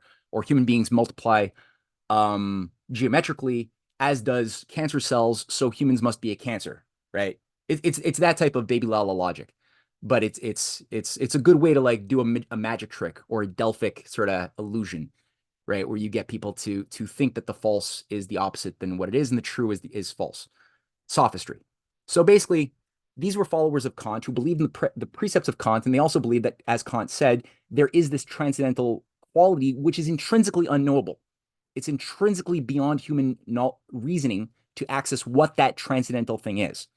So thus, it becomes something which is purely emotional. That this divine leap that we do on occasion is something that can only be done through radical a sort of a type of category of sensual experience, which is considered divine. And so the transcendentalists become very hypersensualist in their writing styles. They became hyper individualist, as we'll see in the essay I'm about to publish from Ralph Waldo Emerson, who was publishing a lot of work on the idea that government is intrinsically um, in opposition to the freedom of the individual, that there's no way to reconcile the one and the many, and that the only way for the individual to be free is to throw off any type of constraints, any type of boundary conditions that might be imposed from without. So you get this idea that there's no harmonization possible, or that government is us, right? That there's this that's not even part of their equation. So there's a lot going on there. And as I mentioned, Poe is going to get at in the Eureka essay that he writes, the last real big piece that he publishes before he dies, before he's murdered, deals with the methods of Aristotle, Kant, and Bacon. Over there is a fellow, Paolo Sarpi, who sort of did a fusion of the thinking processes of Aristotle and Bacon. Bacon being a promoter of a posteriorism, the starting with your senses and then extrapolating patterns into laws, versus Aristotle, who is using an opposite method of a priorism, of starting with big unexamined assumptions that you then organize and interpret your sense perception around. And there was this dispute between the two schools. Paolo Sarpi sort of did a fusion of the two. And Kant sort of did something similar. The Transcendentalists, by the way, are kind of like a precursor to the Theosophists, as far as trying to create a new syncretic hybrid of mystical experiences from different religious faiths around the world. Buddhist, Hindu, Christian mysticism, Islamic mysticism, Zoroastrianism. So they're just looking for the mystical experiences that's part of their cosmology. A revival of Gnosticism. Christian Gnosticism is a big one. Manichaeanism. So yeah, you could really see it directly in terms of the growth of theosophy later on. And in fact, you find that Ralph Waldo Emerson was himself a founder of the Young America movement. He wrote an essay called On the Young America, where he essentially calls for a way of thinking that would encourage the U.S. Constitution to be torn down and rebuilt afresh somehow by hyper-individualized, enlightened young people. This is what Giuseppe Mazzini is organizing all around Europe at this very same time, is the young Europe movement of weaponized mobs of anarchists that would be highly romanticized, and then would be used to overthrow governments that were rivals to the British Empire. And Giuseppe Mazzini was very close to Thomas Carlyle. In fact, Ralph Waldo Emerson was in London living with Carlyle. He called himself Thomas Carlyle's lieutenant. His counterparts in the southern branches of the slave United States, because he's in the north. In the south, the Young America branch was run by George Saunders, a colonel, a U.S. ambassador to London, who lived with with Mazzini. He was known as the Anarchist American, and was organizing Mazzini salons. He was later on in charge of the Canadian Confederate intelligence operations that were running terrorist operations against Lincoln. Albert Pike was a correspondent with Mazzini as well, who was also part of the Young America Southern branch. These things also operated through the Southern Rite Freemasonry. It's another important thing to keep in mind. And both of them were different ways of destroying the Union. From the abolitionist groupings that were tied to the leading families that were the opium families supporting the transcendentalists to the Southern groupings as well. So we could, again, talk about that if people want later on. There's a name that I just wanted to get here. Margaret Fuller. That's the other one. Yeah. So Poe is directly he's declaring war on all of these figures, especially in How to Write a Blackwoods article and A Predicament, the Edgar Allan Poe short stories, where he's directly tackling Emerson, especially Margaret Fuller, who's a spirit medium, eugenicist, transcendentalist, racist, who's a leading figure also under Mazzini and Carlyle. She's actually living with Mazzini or working with Mazzini in London. And so is Madame Blavatsky, for that matter. She's actually in the 1850s working with Mazzini too, according to the writings of Coumont, an occult intellectual who writes extensively about this. So let's just end here with a few segments from Poe's Eureka. And then I'll stop. I know it's going on for a little while here, but it's just so important. I really want to wrap this up as a gestalt. And I'm sorry for going on for longer than I'd anticipated. So I have about 4 small excerpts, and then we'll round it out. So Poe writes in Eureka his considerations on the material and metaphysical universe, describing. He starts off with a bit of a fiction tale that takes place 1,000 years in the future in a floating ship, with a character who's talking about the past and how people used to think in the past. There's layers of ambiguity and satire in this, where he writes here to his interlocutor saying, "Do you know that it is scarcely more than 800 or 900 years ago since the metaphysicians first consented to relieve the people of the singular fancy that there exist but 2 practicable roads to truth? Believe it if you can. It appears, however, that long, long ago, in the night of time, there lived a Turkish philosopher called Ares and surnamed Total." Here, possibly the letter writer means Aristotle. The best names are wretchedly corrupted in 2,000 or 3,000 years. The fame of this great man depended mainly upon his demonstration that sneezing is a natural provision by means of which over-profound thinkers are enabled to expel superfluous ideas through the nose. But he obtained a scarcely less valuable celebrity as the founder, or at all events, as the principal propagator of what was termed the deductive or a priori philosophy. He continues. So that's, again, Aristotle using a deductive, aka a priori mode of reasoning. This is just important to have in mind if we want to refute AI. If we were serious about that, we have to be aware of just the structure of how these things work. He continues. He says he started with what he maintained to be axioms or self-evident truths, and the now well understood fact that no truths are self-evident really does not make in the slightest degree against his speculations. It was sufficient for his purpose that the truths in question were evident at all.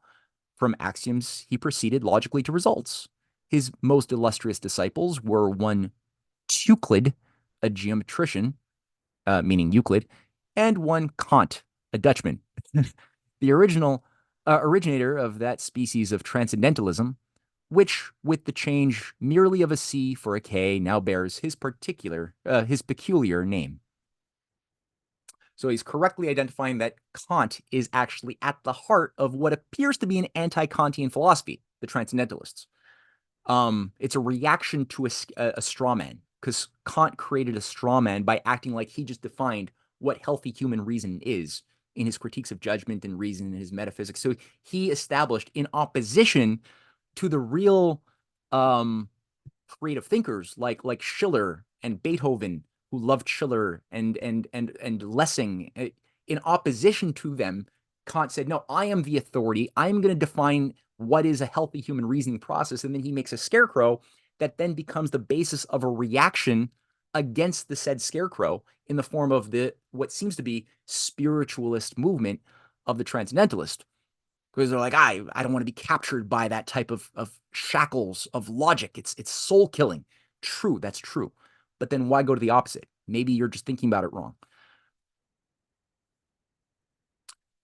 So then he describes here again the two paths that we were given access to. He says either path, which he called creeping and crawling. So he says like the a priori path is creeping and the a posterior path is crawling. But there's something more. He says so either path is plain, baseless, worthless, and fantastic altogether, as on accounts of their pompous and infatuate prescription of all other roads to truth than the two narrow and crooked paths. All right, there it is. The one of creeping and the other of crawling, to which in their ignorant perversity they have dared to confine the soul. The soul which loves nothing so well as to soar in those regions of illimitable intuition which are utterly incognizant of path. You can easily understand how restrictions so absurd on their face value must have operated in those days to retard the progress of true science, which makes its most important advances, as all history will show, by seemingly intuitive leaps. So again, he's like, look, at the end of the day, it's not like these two paths are intrinsically bad. It's that that's not all we are. And when you look at real discoveries, the eurekas, there's something more happening that is more connected to an intuitive leaping process, and not a gradualism, not a linear extension of the past into the future. There's a discrete leaping, right? A transcendental leaping. And then what I love so much, because I love Kepler, I adore Kepler, as people I think probably know. Poe breaks out an example of what a healthy scientist is, and he cites Kepler at length. And he goes through how Kepler admitted that these laws, he guessed, these laws whose investigation disclosed to the greatest of British astronomers, that principle, the basis of all existing physical principle, in going behind which we enter at once the nebulous kingdom of metaphysics. Yes, these vital laws Kepler guessed, that it is to say he imagined them.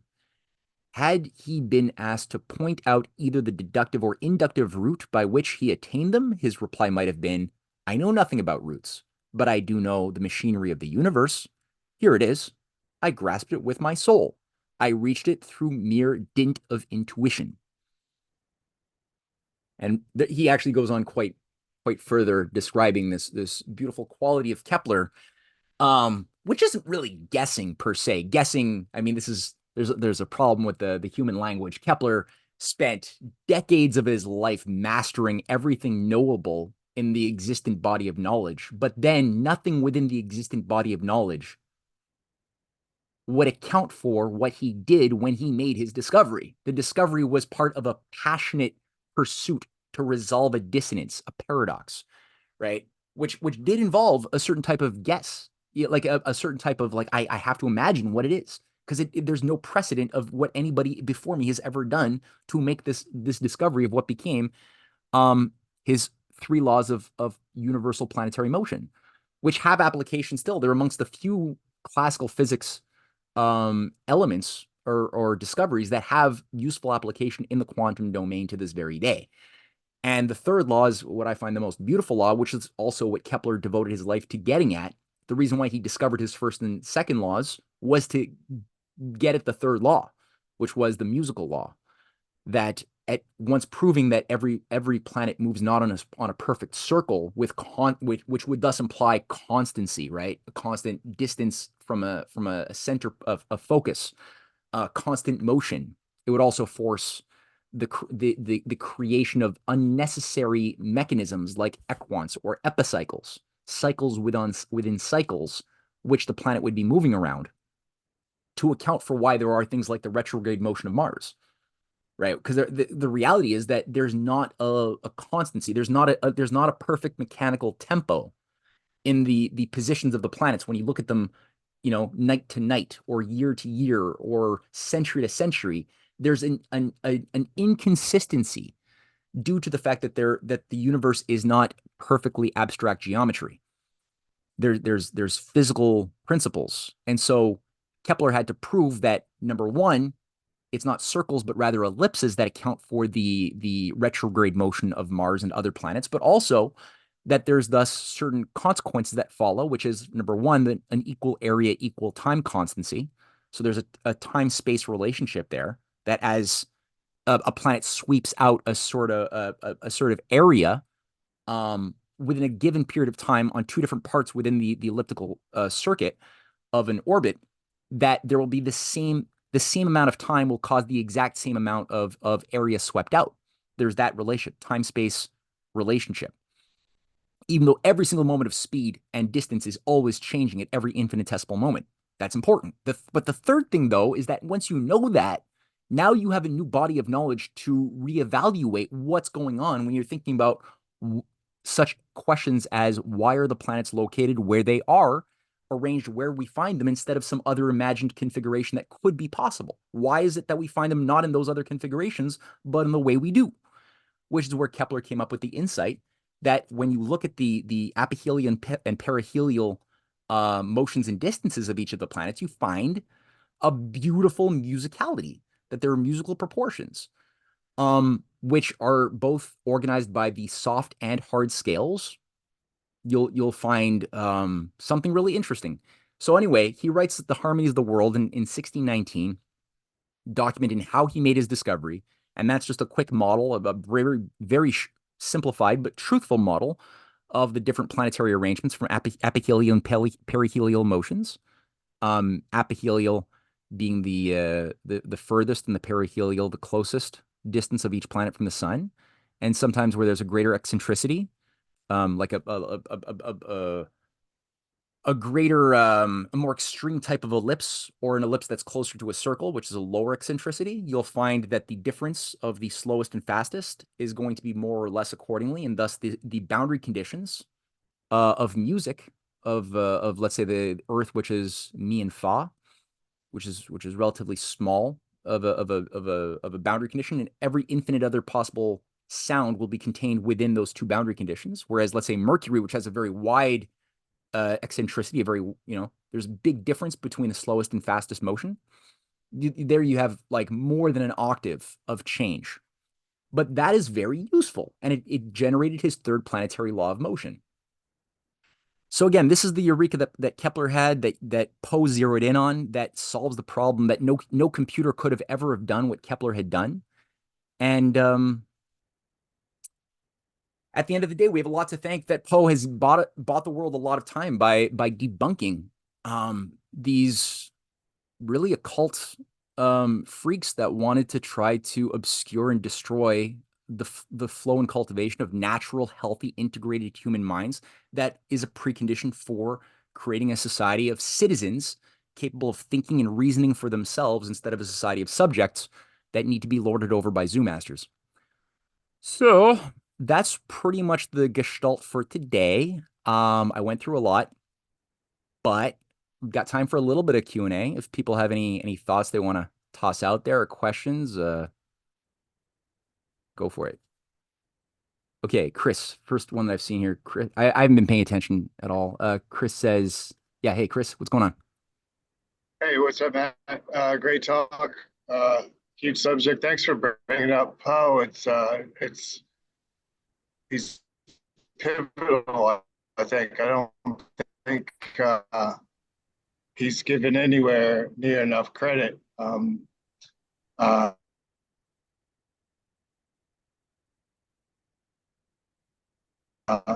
But just to circle back to, he said that, well, now we're hackable. We've always been hackable. We hack and are hackable. And since the age of advertising takes place through prompting, and you're unable to get beyond that. You can't really get behind it. There's nothing behind it. It's since the age of Bernays and Walter Lippmann. It's been an age of soft nihilism, but Poe is he began his huge insight was he began with the effect and then worked his way back to he would seek out the means for obtaining that effect, and he did that with poetry, and he did that with the detective story, and some people credit him with the creation of the scientific method. But I don't know if anybody's read Marshall McLuhan on Poe, because Poe happened to be a pivotal figure for McLuhan. And McLuhan took it one step further and made the leap that human perception itself is an incarnation of the world. And we're all the time incarnating the world in ourselves just by looking around us. And he developed this theory of sympathetic reconstruction, where, and I think the symbolist poets took this further, whereas like the Romantic poets would take a moment out of time and kind of, make it into this jewel of a moment, like Shelley or Byron. The like Mallarmé and Valerie were actually trying to recreate, and to take a cue from the Impressionists, were trying to recreate the fleeting perception of the creative process. And one thing that's I kind of picked out is all of these guys, Maelzel to Harari, seem to be well-backed and well-funded charlatans whose object is to pull the hat for us to have no ground to question anything or even to know where we're at. And Poe's method it is entirely human, and it gives us the opportunity to realize like he kept using that word, illimitable. Like when you take the effect and examine it and examine everything about that, you could do that illimitably. Or you could do it in a way that tracks you down back to the scene of the crime, like in a detective story. You could do it, or like Kepler did, to trace it back to the movement of the planets. But these two ways of looking at the world are fundamentally opposed to each other. One is anti-human, and one of the other things about McLuhan is that he thought that he didn't think of himself as a cultural theorist. He was co-opted as a cultural theorist. He thought of himself as a metaphysician, a kind of a Catholic Orthodox metaphysician. And he thought that what Poe discovered and what he tried to illuminate was fundamental to whether we can save ourselves or be lost. If we can look into ourselves, or I'm losing my train of thought here, but the two, they're one is meant to be buried. Poe is meant to be buried as an alcoholic, drug addict. In the other, but I'll post a link that. I was going to ask you, if you could do that here, but thanks, man. No, thanks, man. And I'd like to read that McLuhan piece on Poe as well. I'd definitely please toss out a link to that for sure. Thank you. Yeah. Yeah, no, the only thing about McLuhan, let me ask you this. Did McLuhan, did he believe in predestination, or did he believe in free will? Yeah. He did? I don't know that he didn't believe in free will. I wasn't sure, because on a naive reading of his theme is the message. I would suggest that there was always this idea that the human mind, I thought of it as his view is that the human mind's powers would necessarily decrease as technology, like communications technology, would increase, and thus there would be that inverse relationship of power. I think that's what's happened. So that. Oh, I'm not saying that can't happen, but I'm just saying, did he see a way to break that? Yeah. Did he see a way to break? I don't think break from that. Yeah. He wanted to. Yeah. He wanted. Yeah. Yeah. Okay. Which is the fundamental technology, and then look at AI. They're looking what's the holy grail to AI? Large language models. Yeah.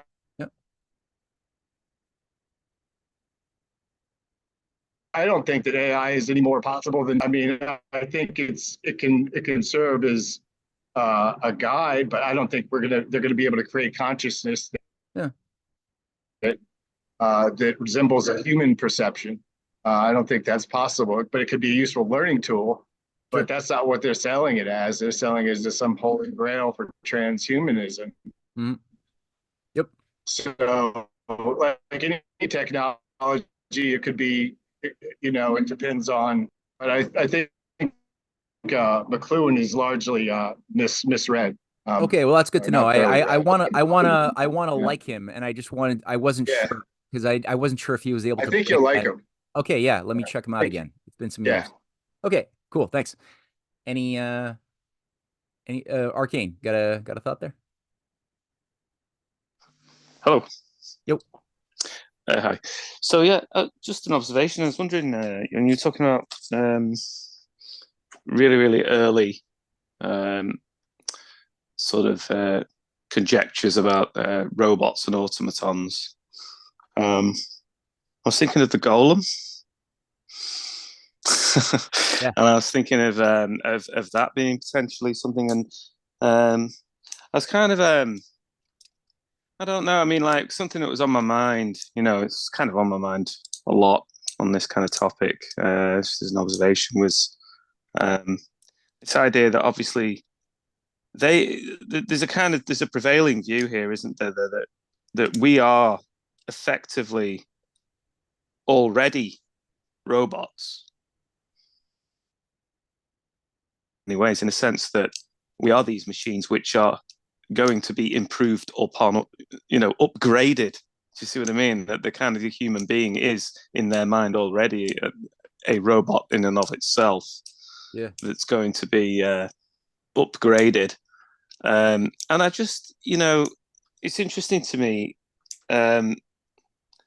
It seems to me that, like the kind of the inspector there that talks about being unable to put yourself in the mindset of the individual in question, instead of just kind of clinically examining the environment.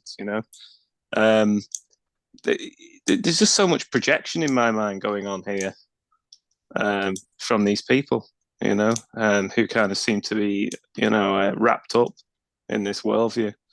And it's probably just been said before, but it just kind of, there's a kind of sad irony there to me. That they seem like Pinocchio. To be looking for their their heart, really, and kind of They just can't stop lying. And that too. So yeah.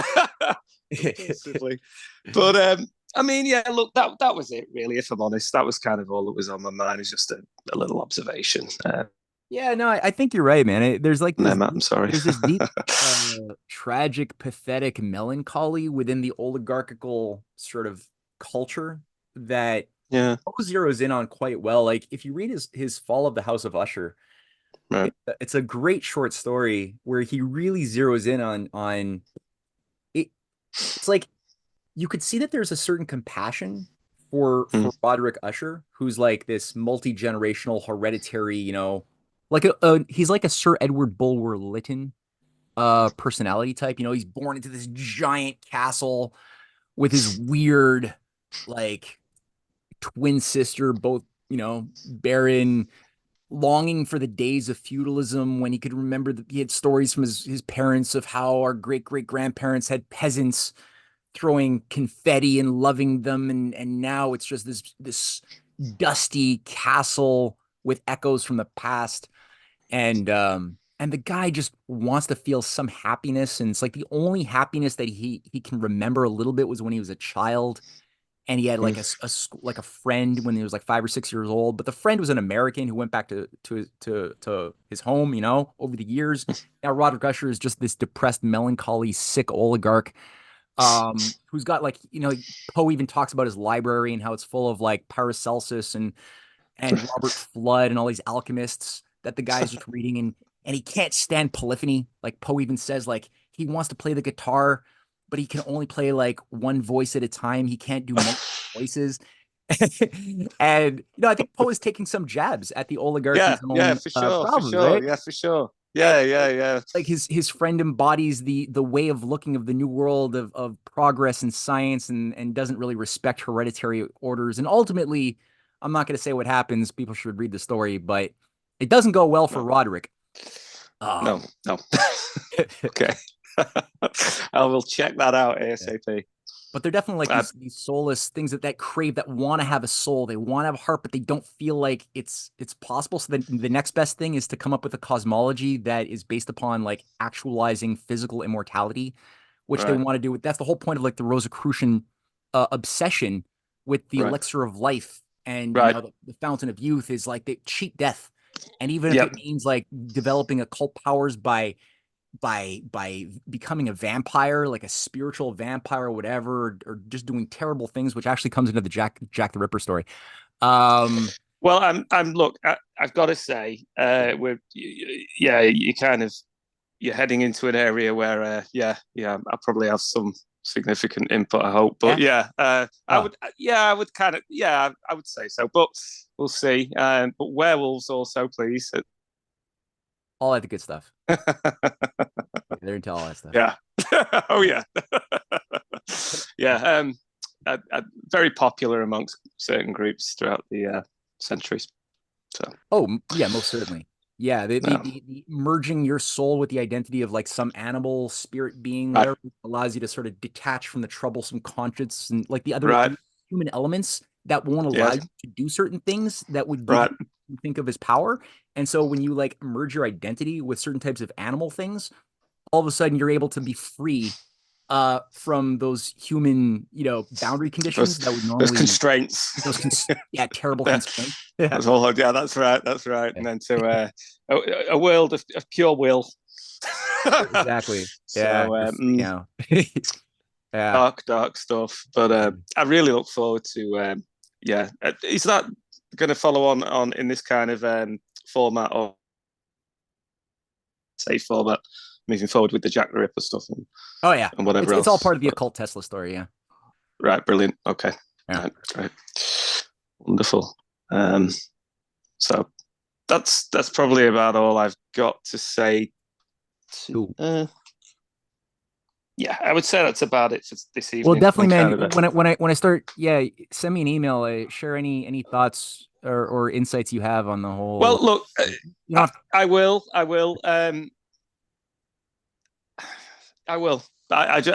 it's kind of some of this stuff can obviously, it's kind of I can share some stuff.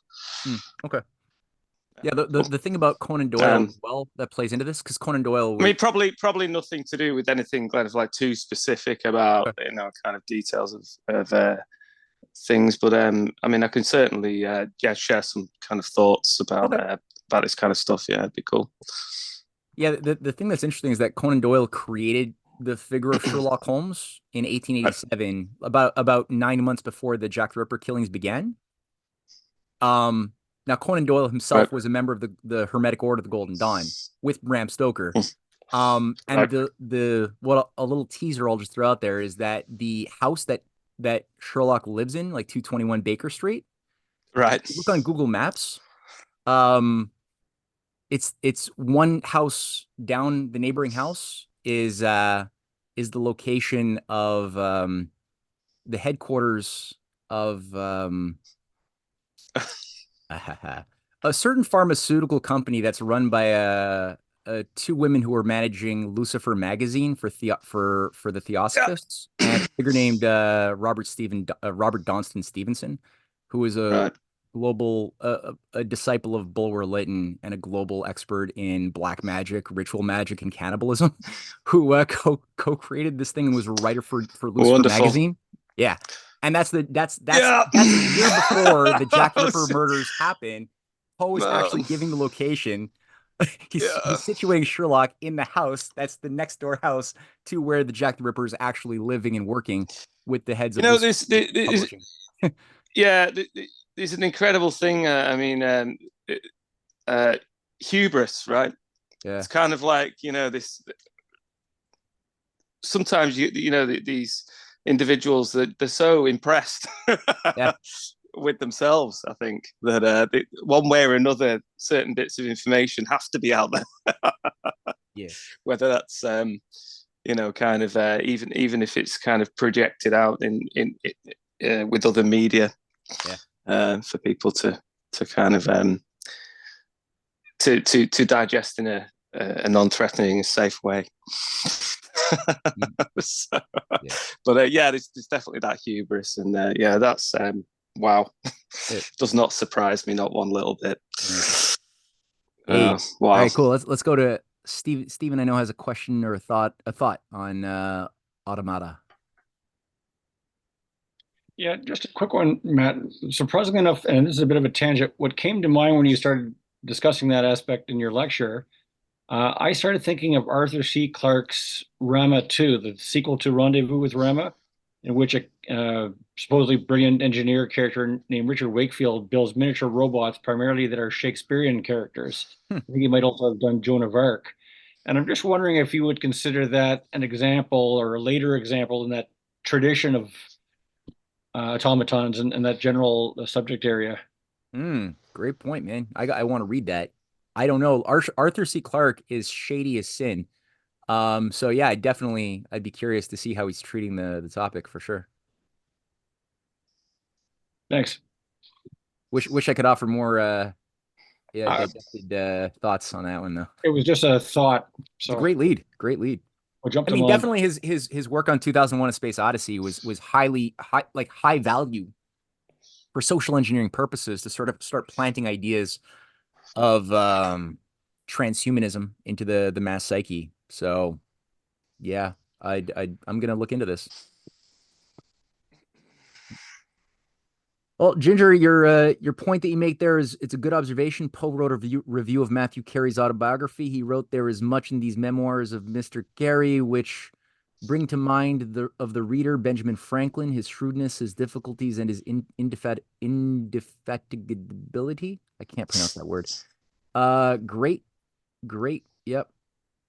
But yeah, I mean, you know, Poe was definitely part of these American system networks, as was James Fenimore Cooper, who, by the way, when I mentioned Rufus Griswold having control over becoming literary executive and controller over the Poe narrative after Poe died, Griswold was also the controller of the narrative of James Fenimore Cooper when Cooper dies a very mysterious death in 1851, just a year and a half after Poe.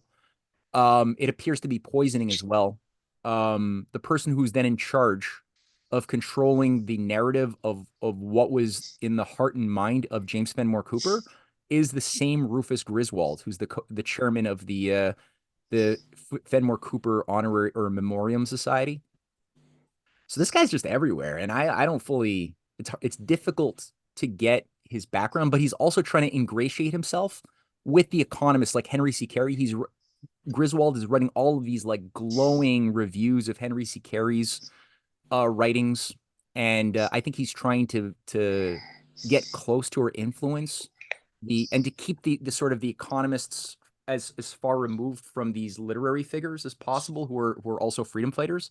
It's weird. I don't. Yeah, they're just leads I'm kind of just poking at right now. John, thoughts on literature? Yeah, John, go for it. Hey, Matt, thanks for your presentation, first of all. I've only kind of recently been getting into this sort of stuff, but coincidentally, as I've been reading about your Tesla articles, and I tried digging into some of your older work as well, I was simultaneously reading James Joyce's Ulysses.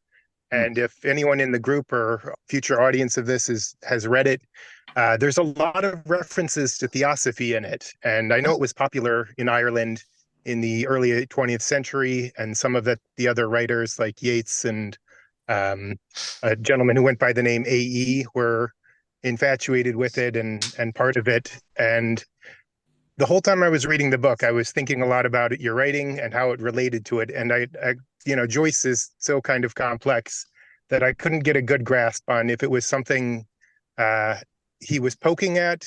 He definitely makes fun of it in it. But I also learned that he was also somewhat interested in the books on it, but I couldn't quite get a grasp of where he was going with it. And I don't think he liked it, but again, it's just kind of like an interesting lead that I tried looking for more information on, but hadn't seen anyone sort of tug at that. Oh, it's interesting, man. I wish Jerry Therrien was still here because I'm sure he'd have some really smart things to say about this because I haven't really read James Joyce since I was in high school. So I didn't know that. Chris just seems to have raised his hand. Chris, did you raise your hand to have a thought on, you want to share something? Yeah, I got so Robert Anton Wilson if you read Robert Anton Wilson, he's a huge Joycean.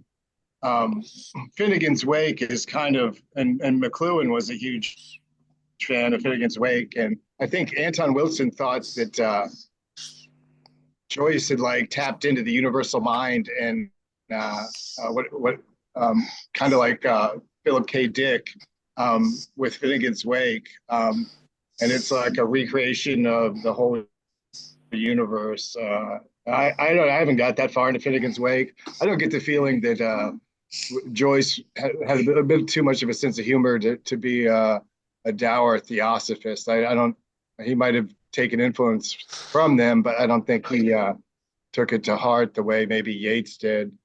But he might, I've got some weird theories about Joyce, like he might have been an alien or something along with Samuel Beckett, but that's it. Well, that's also interesting. Yeah, what I've noticed in my observations, and I won't say anything about Joyce again. I'll take everything you've just said and what Chris has said into consideration. But you're right to notice that there's a lot of creative people. The creative class of the oligarchy tends to really occupy positions of influence within either the theosophy inner circle, because you have the esoteric section of the theosophists, and then you have the broader sort of regular theosophists that are people who are not really in on the joke. But then you have an overlap with the Hermetic Order of the Golden Dawn, which sort of all believe in a similar cosmology of secret chiefs, of great ascended masters that exist on an astral plane, that are these immortal sort of ascended beings that interface with us, that have a great Black Lodge or White Lodge. Good, it's Manichaean basically, but they've created a pretty creative cosmology, and they're sort of sentinels in the borderlands. So between like this waking and dream state, they've got this whole view that human beings like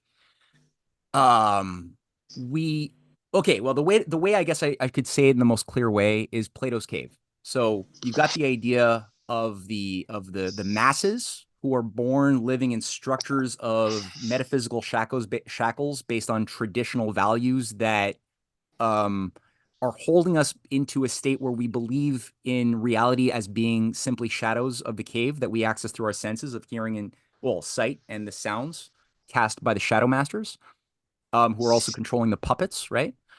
Then you've got those who are able to break out of the cave, who could start retuning their mind to recognize and evaluate a higher reality. But then you have the Borderlands Sentinels, those who will be granted access to developing a part of their creativity, but under constraints that they have to lose something human for them to gain the right to develop their creative insights, and then will be put to work as the sentinels of the borderland, the shadow masters, who will be not themselves masters. They're slaves of a higher master, but they will have the privilege of being the creative writers, the fiction writers, the storytellers, that will then shape the zeitgeist of the Shadowlands. So when you look at, like Sir Arthur Conan Doyle, high productivity, or H.G. Wells, high productivity. A lot of these guys are creative. They have creative insight. George Bernard Shaw, a lot of these are Fabian eugenicists. They've given up something human, right, to access this other thing. A.E. Waite, as you correctly pointed out, W.B. Yeats, many of these people.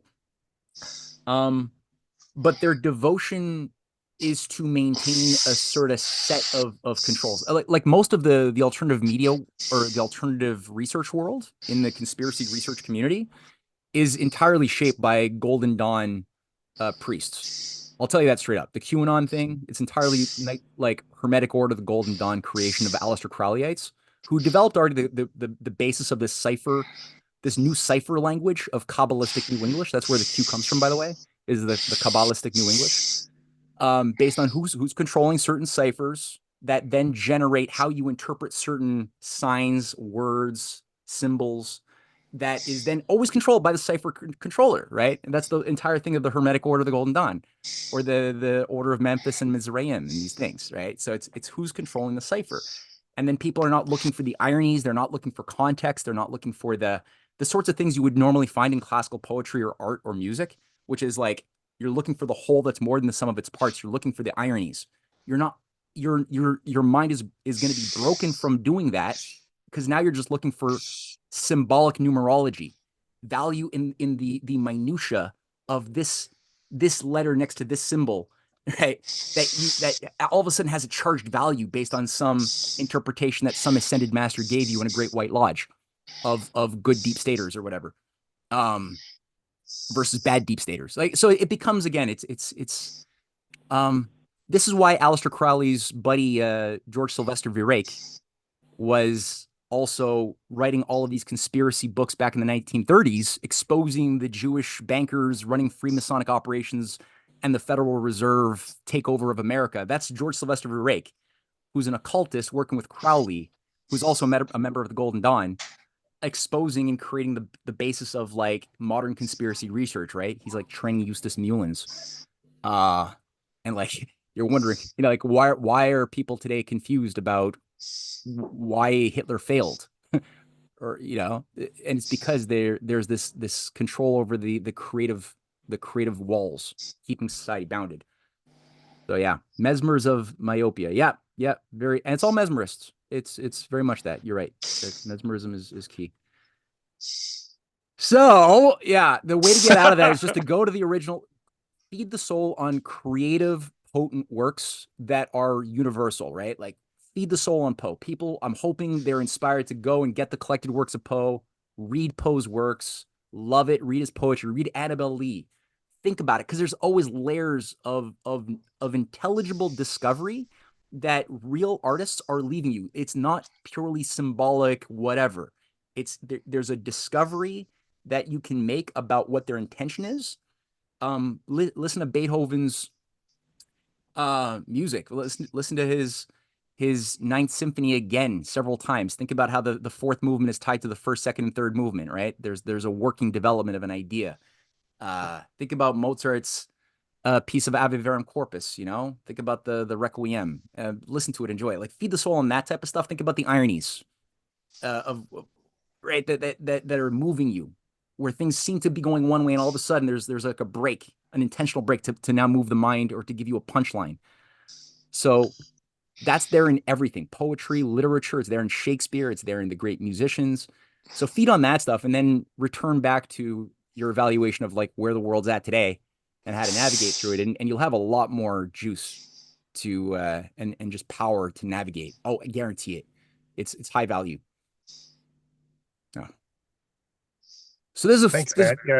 Yeah. Oh, sorry. I was going to say it's a very interesting perspective. I forgot to mention too that the main character, Leopold Bloom, is a Freemason in Ulysses. So I read it with a bunch of friends, and they all became very enamored with the minutia and the small details and every little thing. And although he was clearly brilliant, it was also a very frustrating book, as I think it is for most people. And I think there's a lot of that in modern literature, and which has kind of made me shy away from it.